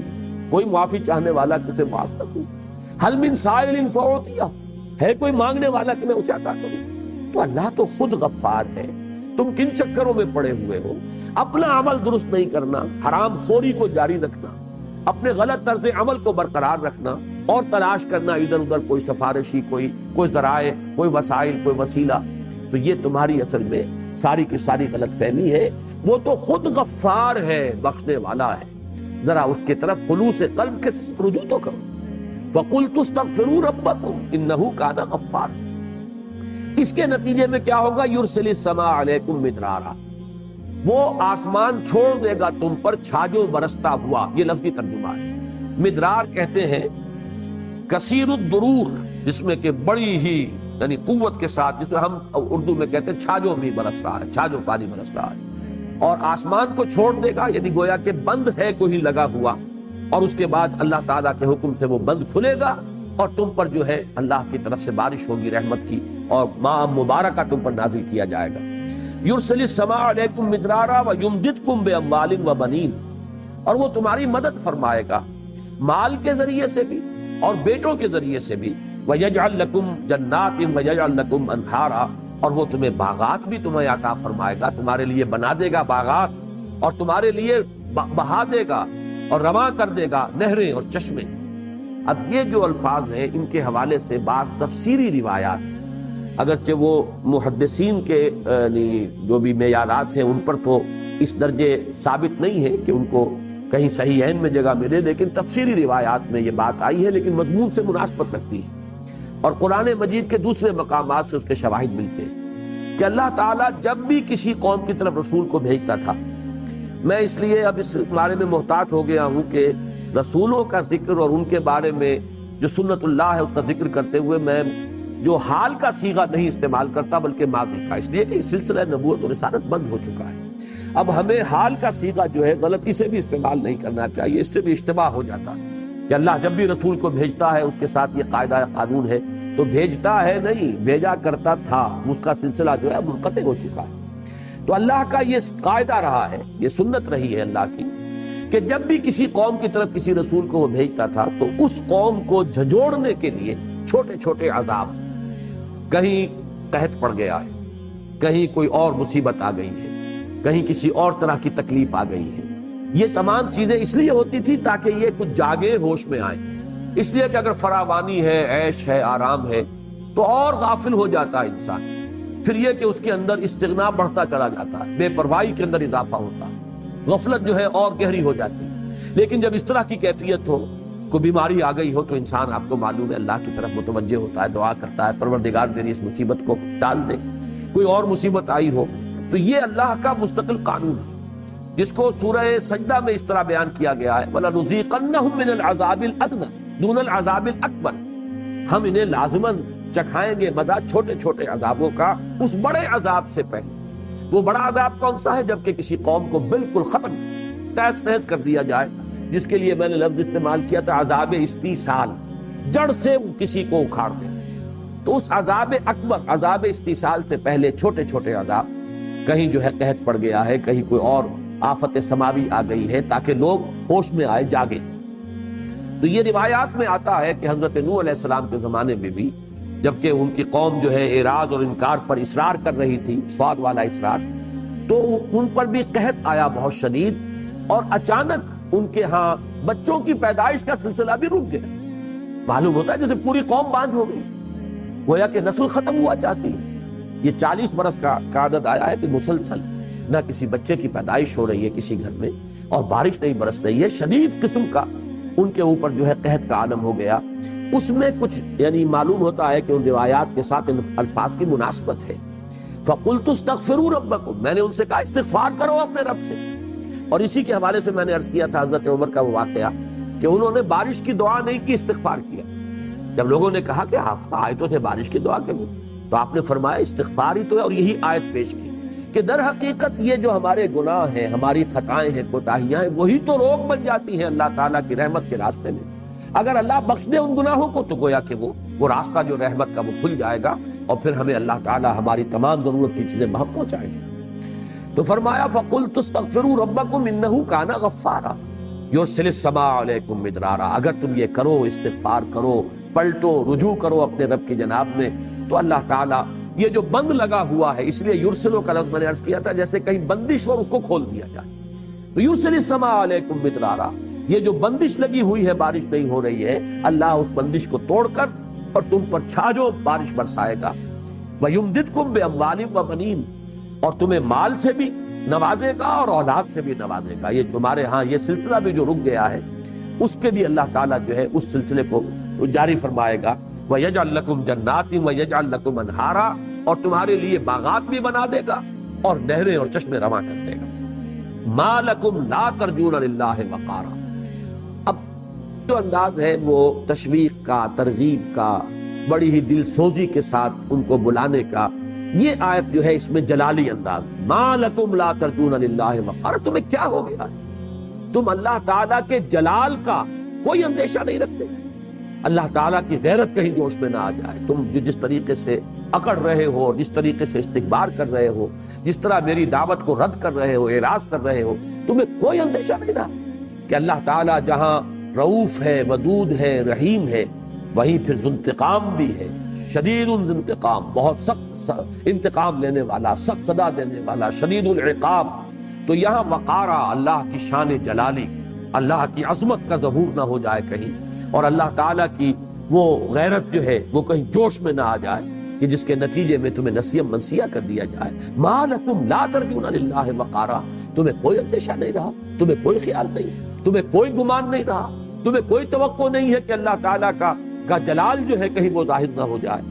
وقد خلقکم اطوارا، حالانکہ اس نے تمہیں پیدا فرمایا ہے جیسے کہ تم جانتے ہو کہ ایک کیفیت کے بعد دوسری، دوسری کے بعد تیسری، جیسے کہ سورہ حج میں اور سورہ مومنون میں آیا ہے وَلَقَدْ خَلَقْنَا الْإِنسَانَ مِنْ سُلَالَةٍ مِّن طِينٍ ثُمَّ جَعَلْنَاهُ نُطْفَةً فِي قَرَارٍ مَّكِينٍ ثُمَّ خَلَقْنَا النُّطْفَةَ عَلَقَةً فَخَلَقْنَا الْعَلَقَةَ مُضْغَةً فَخَلَقْنَا الْمُضْغَةَ عِظَامًا فَكَسَوْنَا الْعِظَامَ لَحْمًا ثُمَّ أَنشَأْنَاهُ خَلْقًا آخَرَ فَتَبَارَكَ اللَّهُ أَحْسَنُ الْخَالِقِينَ۔ تو یہ دو صورتیں جو آپس میں جوڑے کی حیثیت رکھتی ہیں، سورہ حج اور سورہ مومنون، ان میں آپ دیکھیں گے کہ یہ مضمون انہی دو صورتوں میں بڑی خوبصورتی کے ساتھ آیا ہے، پہلے رکوع میں وہاں بھی ہے اور پہلے ہی رکوع میں سورہ مومنون میں بھی ہے۔ قد خلقکم اطوارا، طورا بعد طور، ایک کیفیت کے بعد دوسری، دوسری کے بعد تیسری، تمہیں کہاں سے کہاں پہنچا دیا ہے، گندے پانی کی بوند سے، اور تمہیں ایک انسان بنا کر کھڑا کر دیا ہے۔ اتنی اعلیٰ صلاحیتیں تمہارے اندر ولید کر دی ہیں۔ الم تروا کیف خلق اللہ سبع سماوات طباقا، کیا تم نے دیکھا نہیں، کیا تم نے غور نہیں کیا، کیسے بنا دی اللہ تعالیٰ نے 7 آسمان تہ بر تہ۔ ان کے بارے میں ہر جگہ جہاں بھی الفاظ آتے ہیں میں عرض کرتا رہا ہوں کہ تاحال ان الفاظ کی حقیقت ہم پر منکشف نہیں ہے۔ ہمارا علم جو ہے، جو بھی اس کاسمولوجی جسے آپ کہتے ہیں یا ایسٹرونومی، اس کا علم ابھی یہاں تک نہیں پہنچا ہے کہ یہ حقیقت منکشف، لیکن ایمان ہمارا ہے کہ وقت آئے گا کہ معلوم ہوگا جب اور انسان کا علم بڑھے گا کہ یہ ہے وہ حقیقت جس کو 7 آسمانوں کی شکل میں اور اس طریقے سے قرآن مجید نے بار بار بیان کیا ہے۔ تاحال ہم اس کی اصل حقیقت کو جاننے سے قاصر ہیں اور ہمارے لیے ممکن نہیں ہے۔ یہاں پر ایمان بالغیب اور قرآن مجید پر پورا اعتماد اور یقین، بس یہی ہمارا سہارا ہے۔ 7 آسمان طباقہ، ایک دوسرے پر تہ بر تہ، وجعل القمر فیہن نورا، اور ان آسمانوں میں رکھ دیا اس نے چاند کو ایک روشن قندیل بنا کر، وجعل الشمس سراجا، اور اس نے بنا دیا ہے سورج کو ایک چراغ۔ یہ جو لفظ ہے چاند اور سورج کا جو تقابل قرآن مجید میں آتا ہے، یہ سورہ فرقان کے آخری رکوع میں بھی ہے۔ تبارک الذی جعل فی السماء بروجا وجعل فیہا سراجا وقمرا منیرا۔ سورج کو ہمیشہ کہا گیا چراغ۔ چراغ وہ ہے کہ جس میں کمبسٹن کا عمل جو ہے، عمل احراق، جلنے کا عمل ہو رہا ہوتا ہے، اس میں نور بھی ہے، حرارت۔ تو چونکہ اب سائنس ہماری جو ہے وہ اس بات کو واضح طور پر جانتی ہے، سورج تو ایک بہت بڑی بھٹی ہے، ایسی بھٹی جس کا کہ ہم تصور ہی نہیں کر سکتے، وہاں سے ہی یہ حرارت اور یہ جو نور کا جو بھی طوفان ہے وہ نکلتا ہے۔ لیکن چاند میں کوئی عمل نہیں ہے کمبسٹن کا، وہ تو ایک ٹھنڈی شے ہے، اس کے اندر جو روشنی ہے وہ بھی ریفلیکٹ ہو رہی ہے سورج کی روشنی، اس کے اندر اپنی روشنی بھی نہیں ہے۔ تو چاند اور سورج کے مابین جو فرق ہے، قرآن مجید نے اس کو بڑے نمایاں انداز میں، چاند کو کہا ہے وہ منور ہے، منیر ہے، روشن ہے، لیکن سورج جو ہے وہ چراغ ہے جس میں کہ کوئی شے جل رہی ہے۔ صرف فرق یہ ہے کہ آپ کے چراغ میں کوئی مٹی کا تیل جل رہا ہے لالٹین میں، یا چراغ کے اندر کڑوا تیل جل رہا ہے، اور وہاں کیا جل رہا ہے اس کا آپ اندازہ نہیں کر سکتے کہ اس کی کتنی حرارت ہے اور کتنی اس کے اندر طوفانی جو ہے وہ عمل احراق جو ہے کس کیفیت میں ہے۔ لیکن بہرحال جہاں تک دو الفاظ کا تعلق ہے وہ صحیح منطبق ہوتے ہیں۔ وجعل القمر فیہن نور، اور اس نے ان آسمانوں کے اندر یہ ایک قندیل روشن کر دی ہے، یہ چاند کی، وجعل الشمس سراجا، اور سورج کو بنا دیا ہے چراغ، واللہ انبتکم من الارض نباتا، اور اللہ نے تمہیں اگایا ہے زمین سے جیسے کہ اگایا جاتا ہے۔ یہ آیت اس سورہ مبارکہ کی یہ ذرا ایسی ہے کہ جس کے بارے میں تفصیلاً غور کرنے کی ضرورت ہے۔ باقی مضامین تو قرآن مجید کے اکثر و بیشتر وہ مضامین ہیں کہ جو بار بار تکرار کے ساتھ آتے ہیں، لیکن یہ الفاظ بڑے غیر معمولی ہیں، اور اس انداز میں میرے علم میں نہیں ہے کہ کسی اور جگہ یہ انداز جو ہے انسان کی تخلیق کے ضمن میں یہ اسلوب اختیار کیا گیا ہو یا اس سے کوئی ملتا جلتا اسلوب ہو۔ وَاللَّهُ أَنبَتَكُم مِّنَ الْأَرْضِ نَبَاتًا، اللہ نے تو تمہیں اگایا ہے زمین سے جیسے اگایا جاتا ہے۔ اب اس میں ایک تو وہ لوگ کہ جن کا رجحان ہے کہ ایولیوشن جو ہے ڈارون کا نظریہ ارتقاء کے نام سے وہ معروف ہے، لیکن اصل میں اس کے دو حصے کیے جانے چاہیے، ایک ہے نظریہ ارتقاء، ایک ہے ڈارون کا نظریہ ارتقاء۔ ان دونوں میں بڑا فرق ہے۔ جہاں تک ارتقاء کا تعلق ہے وہ تو ہمارے علماء اور ہمارے مفکرین نے بہت پہلے اس کے بارے میں گفتگو کی۔ ابن مسکوے ہو، مولانا روم ہو، بڑی صراحت کے ساتھ انہوں نے ارتقاء کا ذکر کیا ہے کہ اس کائنات کا تدریجاً یوں ارتقاء ہوا ہے، اور پھر یہ جمادات سے پھر نباتات، اور نباتات سے حیوانات، اور حیوانات سے انسان کی تخلیق جو ہے تدریجاً ہوئی ہے۔ تو ارتقاء کے ماننے والے تو بہت لوگ ہیں۔ ڈارون کا نظریہ ارتقاء در حقیقت وہ ارتقاء کی جو میکینزم ہے، اس کی جو شکل ہے، جو اس کا پروسیس بنتا ہے، اس کی توجیہ اس نے اس کو بیان کیا ہے دو اصطلاحات کے حوالے سے۔ ایک تو اسٹرگل فار ایگزسٹنس اور ایڈیپٹیشن، کہ تمام اس دنیا کے اندر حیوانات کے مابین ایک کشمکش جاری ہے اپنے آپ کو برقرار رکھنے کے لیے۔ چیزیں کم ہیں، کمپٹیشن بہت ہے، تو جو بھی ان میں سے سروائیول آف دی فٹسٹ، جو اس میں سے نہایت فٹ ہوگا وہی سروائیو کرے گا، باقی ختم ہو جائے گا۔ تو حالات جب بدلتے ہیں تو جو اپنے اندر حالات کے ساتھ سازگاری پیدا کر کے اور اپنے وجود کو مناسب بنا لیتا ہے بدلے ہوئے حالات کے، وہ بچ جاتا ہے، باقی جس کے اندر یہ ایڈیپٹیشن کی صلاحیت نہیں ہے وہ ختم ہوتا ہے۔ تو struggle for existence, survival of the fittest, اور ایڈیپٹیشن کے ذریعے سے نئے جو وہ اپنے اوصاف پیدا کرتا ہے وہ جاندار اپنے اندر ماحول کے ساتھ سازگاری اختیار کرنے کے لیے، یہ تھوڑے تھوڑے بڑھتے چلے جاتے ہیں اور نسلاً منتقل ہوتے ہیں، یہاں تک کہ ان کے اندر اتنی بڑی تبدیلی ہو جاتی ہے کہ ایک بالکل نئی نوع وجود میں آ جاتی ہے۔ یہ در حقیقت اس کا فلسفہ یہ ہے کہ اس نے توجیہ کی ہے ایولیوشن کی، لیکن یہ وہ شے ہے کہ جسے آج تک ثابت نہیں کیا جا سکتا۔ اس لیے کہ سائنس میں تو آپ کو معلوم ہے اصول یہ ہے کہ جو آپ کا ہائپوتھیسس ہے، جو آپ کا نظریہ ہے، اس نظریے میں جو چیز بنیادی ہے اس سے آپ ایکسپیریمنٹ سے ثابت کر دیجیے، تب اب وہ ایک ثابت شدہ حقیقت مانا جائے گا۔ لیکن اگر اس کو آپ ثابت نہیں کر سکتے تو اسپیکولیشن ہے، ایک نظریہ ہے، نظریے کی حیثیت سے برقرار رہے گا، لیکن یہ کہ اس کو لوگ رد بھی کریں گے۔ چنانچہ ڈارون کا نظریہ جو ہے وہ خود بایولوجی کے میدان میں رد کیا گیا ہے، اور بہت سے دوسرے متبادل جو ہے نظریات پیش کیے گئے، اس لیے کہ یہ ثابت نہیں ہو سکا کہ ایکوائرڈ کریکٹر جو ہوتا ہے، کوئی حیوان اپنے اندر جو نئی چیز پیدا کرتا ہے، وہ آیا نسلاً منتقل ہو سکتی ہے؟ وہ آگے نسلاً منتقل نہیں ہوتی، وہ اس انڈیویجول تک رہ جاتی ہے، بات آگے نسلاً منتقل نہیں ہوتی۔ اگر تو یہ ثابت کر دیا جائے ایکسپیریمنٹیشن سے کہ منتقل ہو سکتی ہے، تب تو ڈارون کا جو یہ نظریہ ہے یہ گویا کہ ثابت ہو جائے گا۔ لیکن جب تک اس کو اسٹیبلش نہ کیا جائے تجربے سے، اس وقت تک وہ نظریہ محض ایک نظریہ ہے۔ لیکن اصل شے اس کو علیحدہ رکھ لیجیے، میرے نزدیک چونکہ میرا رجحان ہے اس بات کی طرف کہ میں ارتقاء کو ماننے والوں میں سے ہوں،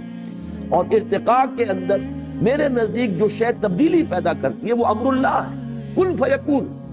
اللہ تعالیٰ تدریجاً ایک کے بعد دوسری، دوسری کے بعد تیسری، ایک سے دوسری جو نوع پیدا کر رہا ہے، اس میں یہ نہیں ہوتا ہے کہ ایکوائرڈ کریکٹر جو ہے خود بخود ٹرانسمٹ ہو جائیں، بلکہ اس کے اندر تبدیلی ہر مرحلے پر لفظ کن کے ذریعے سے، اللہ کے امر کے ذریعے سے وہ تبدیلی آتی ہے۔ اس بات کو اگر سمجھ لیا جائے، اس کو مان لیا جائے، تو پھر نظریہ ارتقاء کے اندر نہ کوئی کفر رہا نہ کوئی شرک رہا۔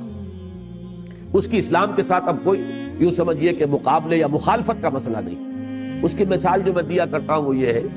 کہ ایک تصور تو یہ ہے کہ کوئی اوپر سے کوئی دیوتا ہے یا دیوی ہے یا اللہ ہے، کوئی چھاج ہے، اس میں سے وہ پانی برسا رہا ہے، ایک یہ تصور ہو سکتا ہے، توہماتی تصور۔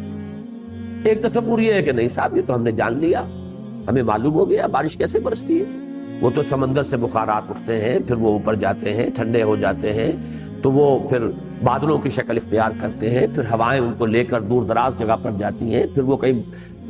پہاڑوں سے ٹکراتے ہیں یا کوئی اور ایٹماسفیرک کنڈیشنز کی تبدیلی کی وجہ سے وہ بارش کی شکل میں یا برف کی شکل میں زمین پر آ جاتے ہیں۔ یہ ایک سائیکل ہے۔ پھر وہ برف پگھلتی ہے یا بارش پانی کا جو ہے وہ آتا ہے، وہ فضا کو دھوتا ہوا اور زمین کے مختلف ندیوں نالوں میں سے ہوتا ہوا پھر اور دریاؤں سے ہوتا پھر سمندر میں پہنچ جاتا. یہ تو ایک سرکل ہے، یہ ایک سرکل ہے جو چل رہا ہے، واٹر سائیکل. اب یہ کہ اگر تو آپ یہ سمجھیں کہ یہ خود بخود ہو رہا ہے تو یہ کفر ہوگا.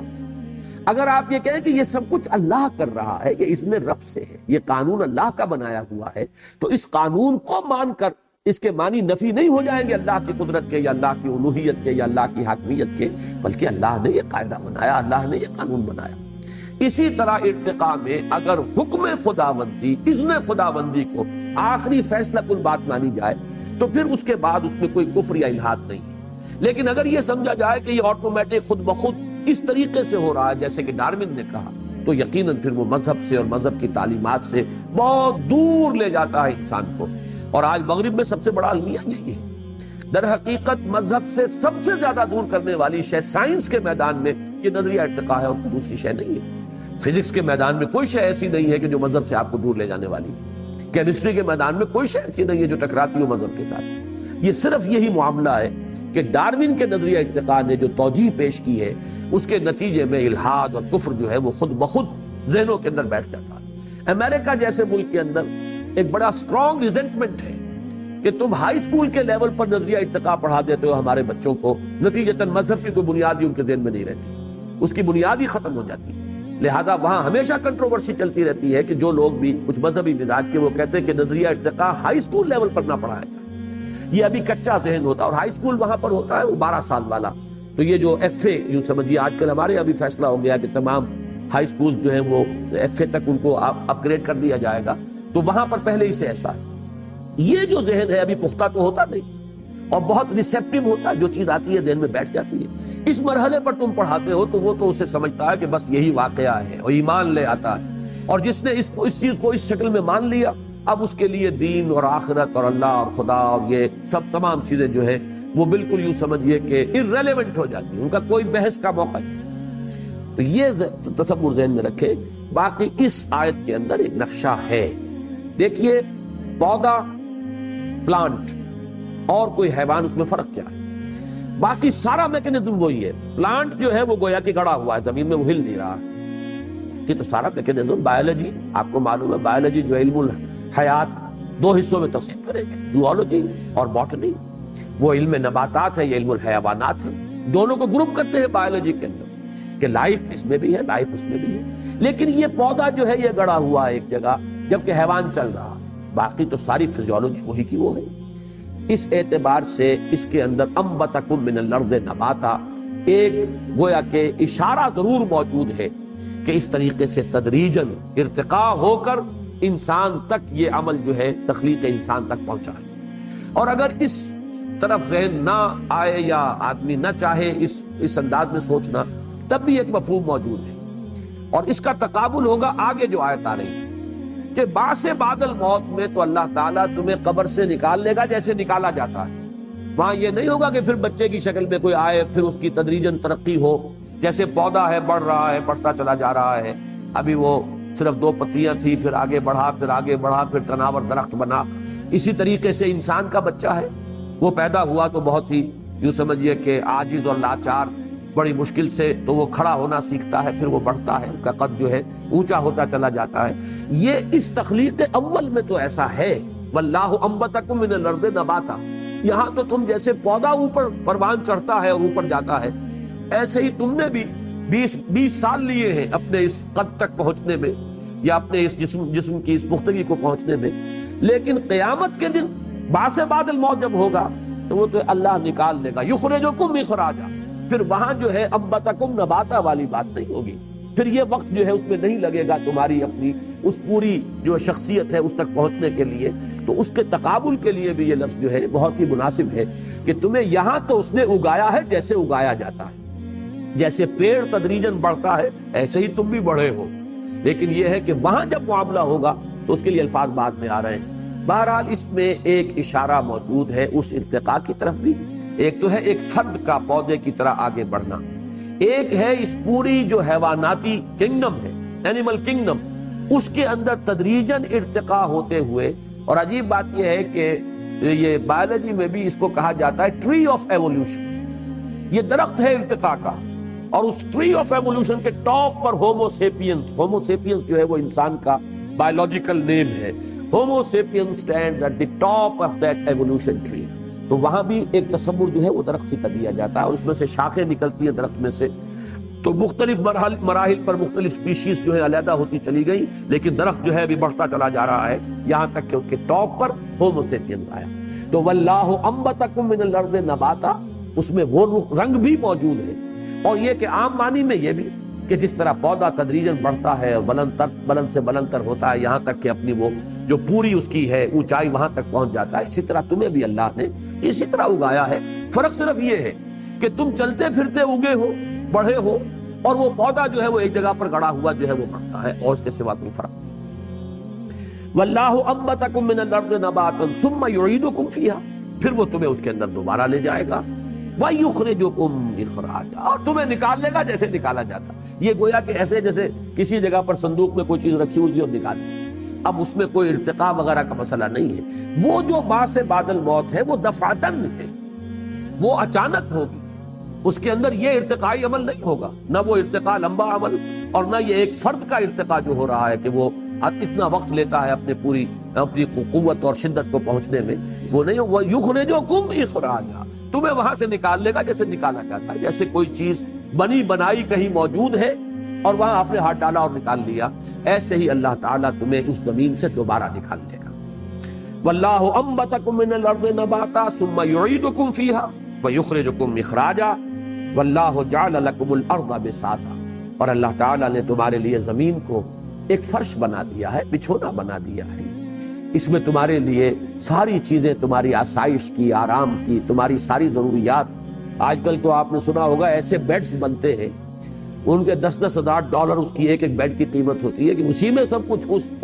اس بیڈ کے اندر ہی سب کچھ ہے. ایک بٹن دبائیے تو یہ ہو گیا، اور دوسرا بٹن دبائیے تو یہ چیز نکل آئی، اور تیسرا بٹن دبائیے تو وہیں پہ بیٹھے بیٹھے بیڈ کے اندر وہ ساری آپ کی ضرورتیں پوری ہو جاتی ہیں. تو اللہ تعالیٰ نے ایسا بستر بنایا ہے اس زمین کو کہ اس کے اندر تمہاری تمام ضروریات اس نے فراہم کر دی. واللہ جعل لکم الارض بساطا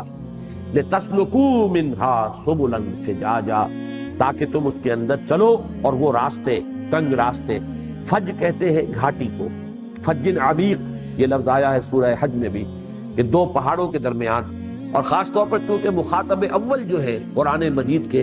وہ حجاز کے لوگ ہیں، عرب کے لوگ ہیں، اور حجاز جو ہے پہاڑی سلسلوں پر مشتمل ہے. تو ان میں جو بھی راستے بنتے ہیں وہ در حقیقت گھاٹی کی شکل میں ہوتے ہیں، ادھر بھی پہاڑ ادھر بھی پہاڑ، کہیں اوپر جا کر پھر وہ درے کی شکل بن جائے گی. تو یہ اللہ نے تمہارے لیے راستے بنا دیے ہیں. اونچے اونچے پہاڑ ہیں لیکن انہی میں ایسے درے رکھ دیے ہیں کہ آسانی سے تم ان کو کراس کرتے ہو اور اس زمین کے اندر گھومتے پھرتے ہو. اب یہ تو گویا کہ حضرت نوح علیہ السلام کی دعوت. اب اس میں کس اسلوب سے، کس انداز سے، کس پیرائے میں،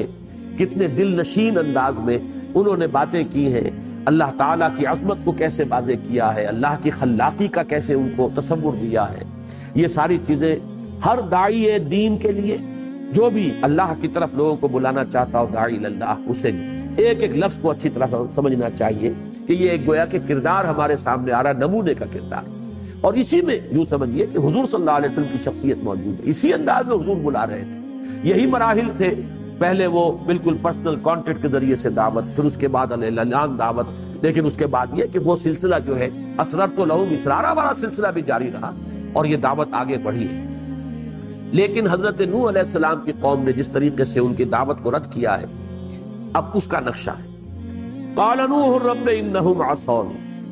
فریاد کی نوح نے. میں نے اب قالا کا ترجمہ کیا ہے، فریاد کی نوح، اے میرے رب. ربی کا در حقیقت یہ مخفف ہے، رب، اے میرے پروردگار، انہم عصونی، انہوں نے میری نافرمانی کی ہے، میری بات ماننے سے انکار کیا ہے، میری دعوت کو رد کر دیا ہے. وَاتَّبَعُوا مَن لَّمْ يَزِدْهُ مَالُهُ وَوَلَدُهُ إِلَّا خَسَارًا، اور انہوں نے پیروی کی ہے انہی لوگوں کی جن کو ان کے مال اور اولاد نے سوائے گھاٹے کے اور کچھ نہیں دیا. یہ لفظی ترجمہ میں نے کیا.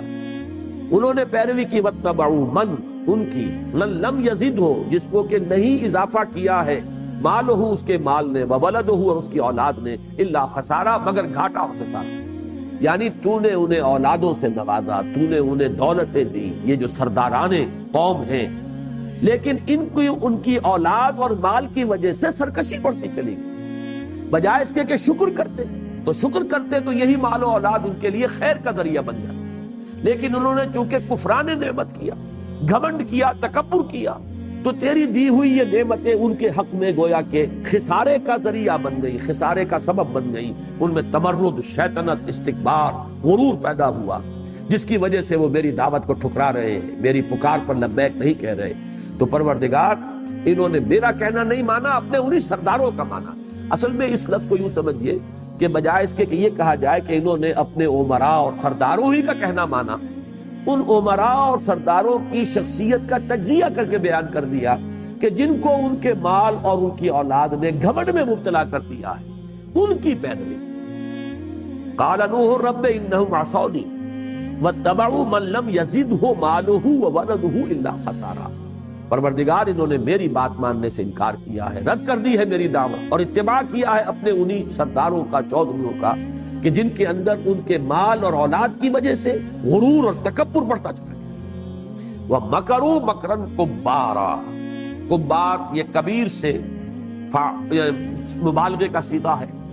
انہوں نے بڑی چال چلی ہے۔ یعنی یہ جو آج کل آپ کے الفاظ استعمال ہو رہے ہیں، ڈس انفارمیشن، تو یہ جو پروپیگنڈے ہوتے ہیں دنیا میں ہمیشہ سے رہے ہیں۔ اس طریقے سے عوام کو جو ہے کسی بات کی طرف متوجہ نہیں ہونے دینا چاہتے آپ، تو وہ تمام ذرائع ابلاغ جو ہے اس وقت کسی کی کریکٹر اسیسینیشن کے اوپر جو ہے وہ مرتکز ہو جائیں گے کہ اس کی شخصیت کو اس طرح مجروح کر دیا جائے کہ لوگ اس کی بات بھی نہ سنیں، یا کوئی آلٹرنیٹ دلچسپیاں پیدا کر دی جائیں،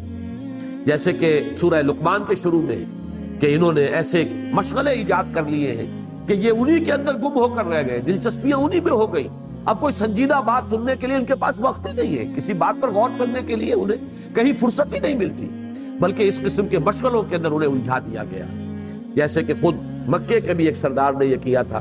کہ وہ جا کر لایا، کچھ مغنیات لے کر آیا اپنے ساتھ، گانے والیاں، کہ ان کی محفلیں ہوں اور لوگ ان کے اندر جو ہے مگن رہے اور محمد کی دعوت صلی اللہ علیہ وسلم کی طرف ان کو توجہ نہ ہو۔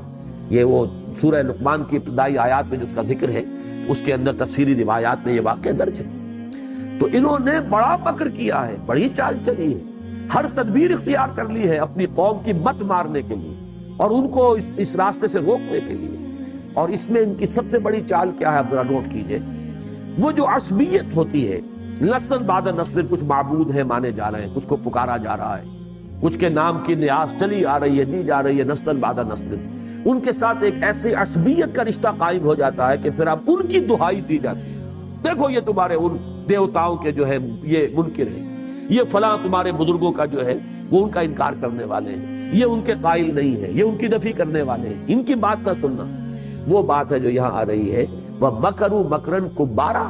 انہوں نے بڑی چال چلی، بہت بڑی مؤثر تدبیر اختیار کی، اور وہ کیا ہے، وَقَالُوا لَا تَذَرُنَّ آلِهَتَكُمْ، دیکھنا ہرگز نہ کہیں چھوڑ بیٹھنا اپنے معبودوں کو، وَلَا تَذَرُنَّ وَدًّا وَلَا سُوَاعًا وَلَا يَغُوثَ وَيَعُوقَ وَنَسْرًا، اور دیکھنا ہرگز کہیں اس نوح کی باتوں میں آ کر تم اپنے ان معبودوں کو اور اپنے بزرگوں کو نہ چھوڑ بیٹھنا، نہ ود کو، نہ سوا کو، نہ یغوث کو، نہ یعوق کو، نہ نصر۔ یہ 5 ان کے بڑے بڑے بت تھے، بڑے بڑے دیوتا تھے، اور تقریباً اس پر اجماع ہے تمام مفسرین کا کہ یہ اولیاء اللہ تھے قوم نوح کے، بہت اونچی شخصیت تھی، اللہ والے لوگ، بزرگان دین جنہیں کہا جاتا ہے۔ لیکن ان کے انتقال کے بعد اب ان کے لیے استھان بنے، پہلے قبریں پوجی، اور قبروں کے بعد ایک قدم آگے کہ ذرا ان کی مورتیاں بھی بنا کر رکھ دی جائیں، تاکہ وہ ارتکاز توجہ جو ہے ان کے ساتھ جب ہمیں لو لگانی ہے تو ارتکاز توجہ میں ہمیں مدد مل جائے۔ اور یہاں آپ دیکھیں گے میں نے اپنی آنکھوں سے بہت ہی، ویسے میں ان کی نیکی سے، ان کی دینداری سے بہت متاثر تھا۔ ایک صاحب ہمارے درس میں بہت شروع میں جب یہاں پہ ہم نے اکیڈمی کا آغاز کیا آیا کرتے تھے، لیکن ایک مرتبہ ان کے گھر گیا تو باقاعدہ دیوار پر تصویریں لگی ہوئی، معین الدین چشتی رحمۃ اللہ علیہ اور ان کے جو خلیفہ تھے جو دہلی میں مدفون ہیں، اور تیسرے یہ بابا فرید الدین گنج شکر، ان تینوں کی تصویریں لگی ہوئی ہیں، ان پر ہار ڈلے ہوئے ہیں، جیسے ہندوؤں کے ہاں کھا کر بیٹھے ہوئے ہوتے ہیں، ان کے بت جو ہے وہ رکھے ہوتے ہیں کسی طاق کے اندر سجائے ہوئے، اور جا کے ان کو ڈنڈوت کرتے ہیں۔ یہ معاملہ جو ہے ہمارے ہاں ان بزرگوں کی یہ تصویریں جو ہے موجود ہیں۔ ایران میں تو خیر حضرت علی اور حضرت فاطمہ کی تصاویر ہیں جو بازار میں بکتی ہیں اور وہ ان کے گھروں میں آویزاں ہوتی ہیں۔ باقی میں کبھی نہ مانتا اگر میں نے اپنی آنکھ سے نہ دیکھا ہوتا ایک صاحب کے گھر میں اس طریقے سے ان تصویروں کو لگے، وہ تصویری تصویر نہیں، ہار پڑے ہوئے ان تصویروں کے، گویا کہ بعین ہی وہی کام کے جو یہ ہندو اپنے بتوں کے ساتھ کرتے ہیں وہ ہماری تصویروں کے ساتھ ہوا۔ تو فرق تو صرف اتنا ہی ہے کہ ارتکاز توجہ کے لیے انہوں نے کہا ہم انہیں کوئی خدا تھوڑے ہی مانتے ہیں، یہ بزرگ ہیں،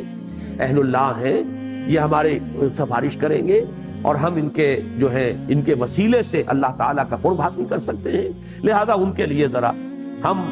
یعنی to show some respect for them ہم نے یہ چیزیں ایجاد کر لی۔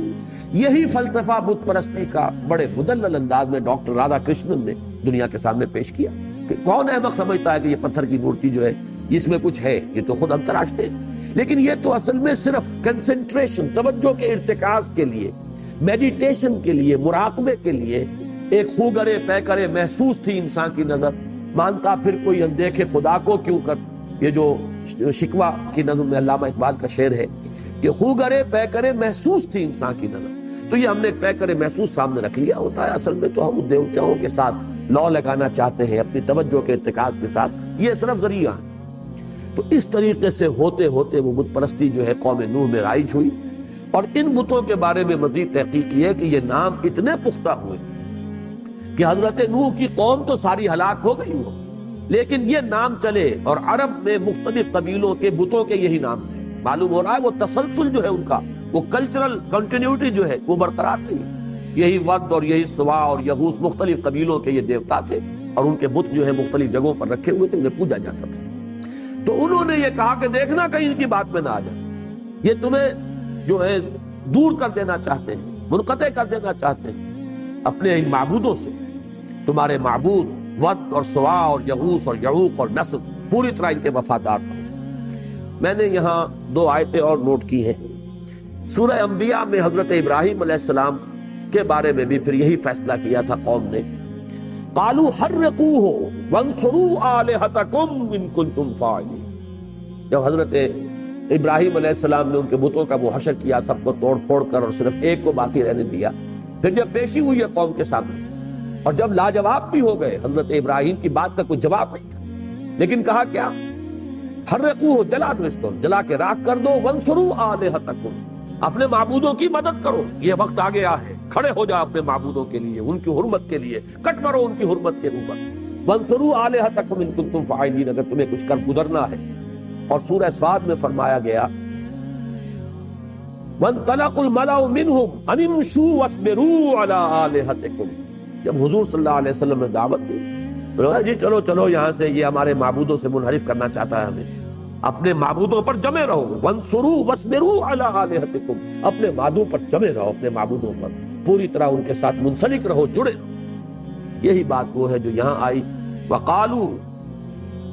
لا تذرن آلہتکم ولا تذرن ودا ولا سواعا ولا یغوث ویعوق ونسرا وقد اضلوا کثیرا ولا تزد الظالمین الا ضلالا۔ اور پروردگار انہوں نے بہت سو کو گمراہ کیا۔ اضلوا کا فاعل جو ہے بت بھی ہو سکتے ہیں، اس لیے کہ حضرت ابراہیم علیہ السلام کی دعا میں یہ لفظ آیا ہے انہن اضللن کثیرا من الناس، پروردگار ان بتوں نے، وجنبنی وبنی ان نعبد الاصنام، پروردگار مجھے اور میری اولاد کو، میری نسل کو بچائے رکھیو اس سے کہ ہم بتوں کی پرستش کریں۔ انہم اضللن کثیرا من الناس، انہوں نے تو بہت لوگوں کو گمراہ کیا ہے۔ تو یہ اضلوا کے اندر ہو سکتا ہے کہ اس کی ضمیر اس آیہ مبارکہ پر اگر قیاس کیا جائے تو ان بتوں ہی کی طرف جائے، یا یہ کہ ان لیڈروں کی طرف کہ جنہوں نے یہ کہا کہ اپنے بتوں کو اوپر جمے رہو، ڈٹے رہو، پورے استقلال کے ساتھ اپنے موقف پر، اپنے آباء و اجداد کی جو رسمیں اور ریتیں ہیں ان کے اوپر جمے رہو۔ تو یہ ہو سکتا ہے کہ ان کے ان لیڈروں اور ان کے ان عمراء اور سرداروں کی طرف اس کی ضمیر جو ہے، ضمیر فاعلی اس کی طرف ہو۔ وَقَدْ أَضَلُّوا كَثِيرًا وَلَا تَزِدِ الظَّالِمِينَ إِلَّا ضَلَالًا، اور اے رب میرے اب تو ان ظالموں کے لیے مت اضافہ کیجو مگر مزید گمراہی۔ یہ ہے تلخ ترین دعا جو اب شروع ہو رہی ہے۔ اس دعا کے لیے آپ کو قرآن مجید میں دوسری نظیر ملے گی، یہ نہیں کہا جا رہا کہ اللہ ان پر عذاب بھیج دے، بلکہ کہا کیا جا رہا ہے اب ان کا اضافہ گمراہی ہی کا ہونا چاہیے، اور گمراہ ہو یہ بدبخت۔ اس لیے کہ اگر تو نے اب انہیں ہدایت کی توفیق دے دی تو پھر تو یہ بچ جائے۔ یہی بات اب میں آپ کو وہ سورہ یونس میں جو حضرت موسیٰ علیہ السلام کی دعا آئی تھی، میں وہ چاہتا ہوں کہ آپ کے سامنے رکھوں۔ ربنا اطمس علی اموالہم واشدد علی قلوبہم فلا یؤمنوا حتی یروا العذاب العلیم۔ حضرت موسیٰ علیہ السلام نے دعا کی تھی، پروردگار اب ان کے مالوں کو تو ملیا میٹ کر دے، ان کے اموال، ان کی جائیدادیں مٹا دے، اور واشدد علی قلوبہم، ان کے دلوں پر گرہ لگا دے کہ یہ ایمان نہ لائیں جب تک کہ وہ عذاب کو اپنی آنکھوں سے نہ دیکھیں۔ یعنی یہ اس درجے ہم پر انہوں نے ظلم کیا ہے، زیادتیاں کی ہیں، اتنے مظالم ڈھائے ہیں، اور میری دعوت کو اس طرح رد کیا ہے، اس حد درجے تک انکار اور اعراض جو ہے اس تک پہنچ گئے ہیں کہ اب اگر ان کے لیے ہدایت کا دروازہ کھل گیا تو اس کا مطلب یہ ہے کہ جن پر انہوں نے ظلم ڈھائے ہیں وہ تو گویا کہ اب انہیں کوئی بدلہ نہیں مل سکے گا، ان کے تو سارے گناہ معاف ہیں۔ لہذا پروردگار اب ان کے لیے ہدایت کا دروازہ بند کر دے، واشدد علی قلوبہم، ان کے دلوں کے اوپر ایسی سختی پیدا کر دے، ایسی مہر لگا دے، لا یؤمنوا فلا یؤمنوا حتی یروا العذاب العلیم، کہ اب یہ ایمان نہ لائیں جب تک کہ دردناک عذاب کو دیکھ نہ لیں۔ اس لیے کہ دیکھنے کے بعد ایمان لانا بیکار، اس سے کوئی نتیجہ نہیں نکلتا۔ چنانچہ فرعون کا معاملہ یہی ہوا، جب غرق ہو رہا تھا اس نے کہا کہ میں ایمان لایا موسیٰ اور ہارون کے رب پر، لیکن آلان کیا اب ایمان لا رہے؟ اب ایمان لانا جو ہے وہ تو قطعاً مفید نہیں، وہ تمہارے اب اس عذاب کے اندر اس سے کوئی کمی نہیں آئی۔ وہی دعا ہے وَلَا تَزِدِ الظَّالِمِينَ إِلَّا ضَلَالًا، اے رب اب ان کی سرکشی، ان کا استکبار، ان کے یہ پروپیگنڈے، ان کا یہ استہزاء اور تمسخر جو میرا یہ کرتے رہے، جو ہم پر انہوں نے تشدد کیا، اس درجے کو پہنچ چکا ہے کہ اب ان پر ہدایت کا دروازہ نہیں کھلنا چاہیے، اب تو ان کی گمراہی ہی میں اضافہ ہونا چاہیے تاکہ یہ سخت سے سختر عذاب کے مستحق۔ اب اس کو اندازہ کر لیجئے کہ نبی سے زیادہ کوئی شفیق اور رحیم نہیں ہوتا اپنی قوم کے حق میں، لیکن ایک وقت آتا ہے، یہی میں نے پچھلی مرتبہ کہا تھا کہ حضور صلی اللہ علیہ وسلم کے بارے میں بھی بعض چیزیں جو بالکل ایک یوں سمجھیے کہ ما فوق البشر اور ما فوق الفطرت تصورات ہمارے ذہن میں پیدا کر لیے گئے کہ حضور نے تو پوری عمر کسی کو بد دعا نہیں دی، حالانکہ بات غلط ہے۔ سیرت کی روایات سے ثابت ہے حضور نے اپنے چچا کے بیٹے ابو لہب کے بیٹے کے لیے بد دعا کی، اس لیے کہ اس نے کھڑے ہو کر حضور کے سامنے جو ہے، ایک تو یہ کہ رشتے چھوڑے، آپ کی دونوں صاحبزادیوں کا رشتہ ابو لہب کی 2 بیٹیوں کے ساتھ تھا، انہوں نے آ کے حضور کو سامنے کھڑے ہو کر بدتمیزی بھی کی، گستاخی کی علی الاعلان، اور یہ سمجھے اس معاشرے کے اندر یہ رشتے کا چھوٹ جانا کس قدر توہین آمیز معاملہ ہے۔ جب یہ کیا تو حضور نے پھر اس کے لیے ان 2 میں سے ایک جس نے کہ وہ زیادہ گستاخی کی تھی بد دعا کی کہ پروردگار اپنے کتوں میں سے کسی کتے کو اس پر تو مسلط کر دے۔ چنانچہ وہ قافلے کے ساتھ گیا ہوا تھا شام کی طرف تجارت میں، راستے میں کہیں ٹھہرا ہے اور ایک شیر نے اسے پھاڑ کھایا۔ اسی طریقے سے جیسا کہ میں کل بیان کر چکا ہوں پچھلے درس میں کہ غزوہ احد میں حضور کے زبان مبارک سے وہ الفاظ نکلے، کیف یہدی اللہ قوما خضبوا وجہ نبیہم بالدم، اللہ اس قوم کو کیسے ہدایت دے سکتا ہے جس نے اپنے نبی کے چہرے کو خون سے رنگ دیا۔ اگرچہ وہاں فوراً اللہ تعالیٰ کی طرف سے بات آ گئی کہ اے نبی آپ کے ہاتھ میں فیصلہ نہیں، فیصلہ ہمارے ہاتھ میں ہے، ہم جس کو چاہیں گے عذاب دیں گے، جس کو چاہیں گے توبہ کی توفیق عطا کر دیں گے۔ تو یوں سمجھ لیجئے کہ یہ کیفیت ہو جاتی ہے، حالانکہ رسول سب سے زیادہ شفیق اور رحیم ہوتا ہے اپنی قوم کے حق۔ اسی کی مثال حضرت موسیٰ علیہ السلام کی ہے، اس درجے حمیت تھی اپنی قوم کی، اتنی ہمدردی، اتنی محبت کے ایک قبطی اور اسرائیلی کا جھگڑا ہو رہا تھا، اس اسرائیلی نے استغاثہ کیا ہے، مدد مانگی ہے، دہائی دی ہے، تو حضرت موسیٰ نے ایک مکہ رسید کیا اور قبطی کی جان نکل گئی۔ اس قدر اس قوم کی اپنی ایک قوم کی محبت، حمایت، حمیت۔ لیکن اسی قوم کا معاملہ جب یہ سامنے آیا کہ اللہ کی ساری نشانیاں اور تمام معجزات دیکھنے کے باوجود جب کہا گیا کہ اللہ کی راہ میں نکلو جنگ کے لیے، اور انہوں نے بزدلی کا مظاہرہ کیا، اذهب انت وربك فقاتلا انا هنا قاعدون، جاؤ موسیٰ تم اور تمہارا رب تم جنگ کرو، ہم تو یہی بیٹھے، ہم جنگ نہیں کر سکتے۔ تو پھر جو دعا حضرت موسیٰ نے کی کہ پروردگار رب انی لا املک الا نفسی واخی فافرق بیننا وبین القوم الفاسقین، اے اللہ اب ہمارے اور ان فاسقوں کے درمیان تو تفریق کر دے، اب میں ان کے ساتھ رہنا نہیں چاہتا۔ اس درجے بیزاری نبی کے اندر پیدا ہوئی ہے اسی قوم کے لیے، اسی امت کے لیے جس کے لیے کتنی مشقتیں اٹھائی ہیں حضرت موسیٰ نے، اس کو وہاں سے بچا کر نکال کر لانے کے لیے کتنے محنتیں کی ہیں، کتنی تکلیفیں برداشت کی ہیں، لیکن یہ کہ وہی قوم جب اپنی ناہنجاری کا مظاہرہ کرتی ہے تو نبی کے اندر اس قوم سے شدید بیزاری کی کیفیت پیدا ہوئی۔ تو یہی نقشہ اس کا ہے، وَلَا تَزِدِ الظَّالِمِينَ إِلَّا ضَلَالًا۔ اب نہ اضافہ کیجو ان ظالموں کے لیے مگر گمراہی اور گمراہ ہوں اور بھٹک جائیں اور دور نکل جائیں، تاکہ اور شدید سے شدید تر سزا کے مستحق بن جائیں۔ مما خطیئاتہم مغرقون، یہ اس دعا کی یوں سمجھیے کہ اللہ تعالیٰ کے ہاں جو مقبولیت کی کیفیت تھی اس کے ظہور کے لیے، حالانکہ حضرت نوح کی دعا ابھی آگے چل رہی ہے، درمیان میں اللہ تعالیٰ نے فوری طور پر اس کا جو نتیجہ ہے اس کو بیان کیا، مما خطیئاتہم مغرقون، اپنی ان خطاؤں اور اپنی اس معصیت کی وجہ سے ان کی بنا پر وہ غرق بھی کر دیے گئے، وَأُدْخِلُوا نَارًا، اور داخل کر دیے گئے آگ میں، فَلَمْ يَجِدُوا لَهُم مِّن دُونِ اللَّهِ أَنصَارًا، تو نہیں پایا انہوں نے اپنے لیے اللہ کے سوا کوئی بھی مددگار۔ کہاں گئے وہ ود اور سوا اور یغوث اور یعوق اور نصر؟ کوئی نہیں تھا جو ان کو بچانے والا ہو۔ یہاں ایک تفسیری اشکال ہے کہ جہاں تک جہنم میں داخلے کا تعلق ہے وہ تو ہمیں معلوم ہے کہ وہ تو ہوگا قیامت کے بعد، حساب کتاب کے بعد۔ اس سے پہلے عذاب قبر سے ہم واقف ہیں، عذاب قبر، تو یہاں پر اکثر مفسرین نے تو اس کو عذاب قبر ہی مراد لیا ہے، کیونکہ الفاظ میں جو حدیث میں آتے ہیں وہ یہ ہے کہ ہر قبر جو ہے وہ یا تو جنت کے باغیچوں میں سے کوئی باغیچہ ہے یا دوزخ کے گڑھوں میں سے کوئی گڑھا ہے۔ یہ کیفیت جو ہے یہ گویا کہ اس موت کے فوراً بعد عالم برزخ میں انسان پر طاری ہو جائے۔ یہ ہے اس کی تعبیر کہ گویا کہ ایک آگ تو وہ ہے جس میں وہ داخل ہو چکے، اس میں چونکہ تنکیر ہے نارن، تو گویا کہ اس کو علیحدہ کیا گیا، نکرہ، النار نہیں ہے، النار تو ہو تو وہ جو نار جہنم ہے وہ معین ہو جائے گی، لیکن یہ کہ اس وقت بھی غرق ہونے کے فوراً بعد، غرق ہونا تو ان کا وہ عذاب استیصال ہے جو دنیا میں آیا، لیکن اصل میں غرق ہونا جو ہے وہ ایک شخص کے لیے شخصی طور پر کوئی بہت زیادہ تکلیف دہ شے نہیں۔ جب آدمی ڈوبتا ہے چند لمحے اس کے ہوں گے جو اس کے ہوش میں ہوں گے، جو تکلیف اسے ہوگی، اس کے بعد بے ہوش ہوا، ختم ہوا۔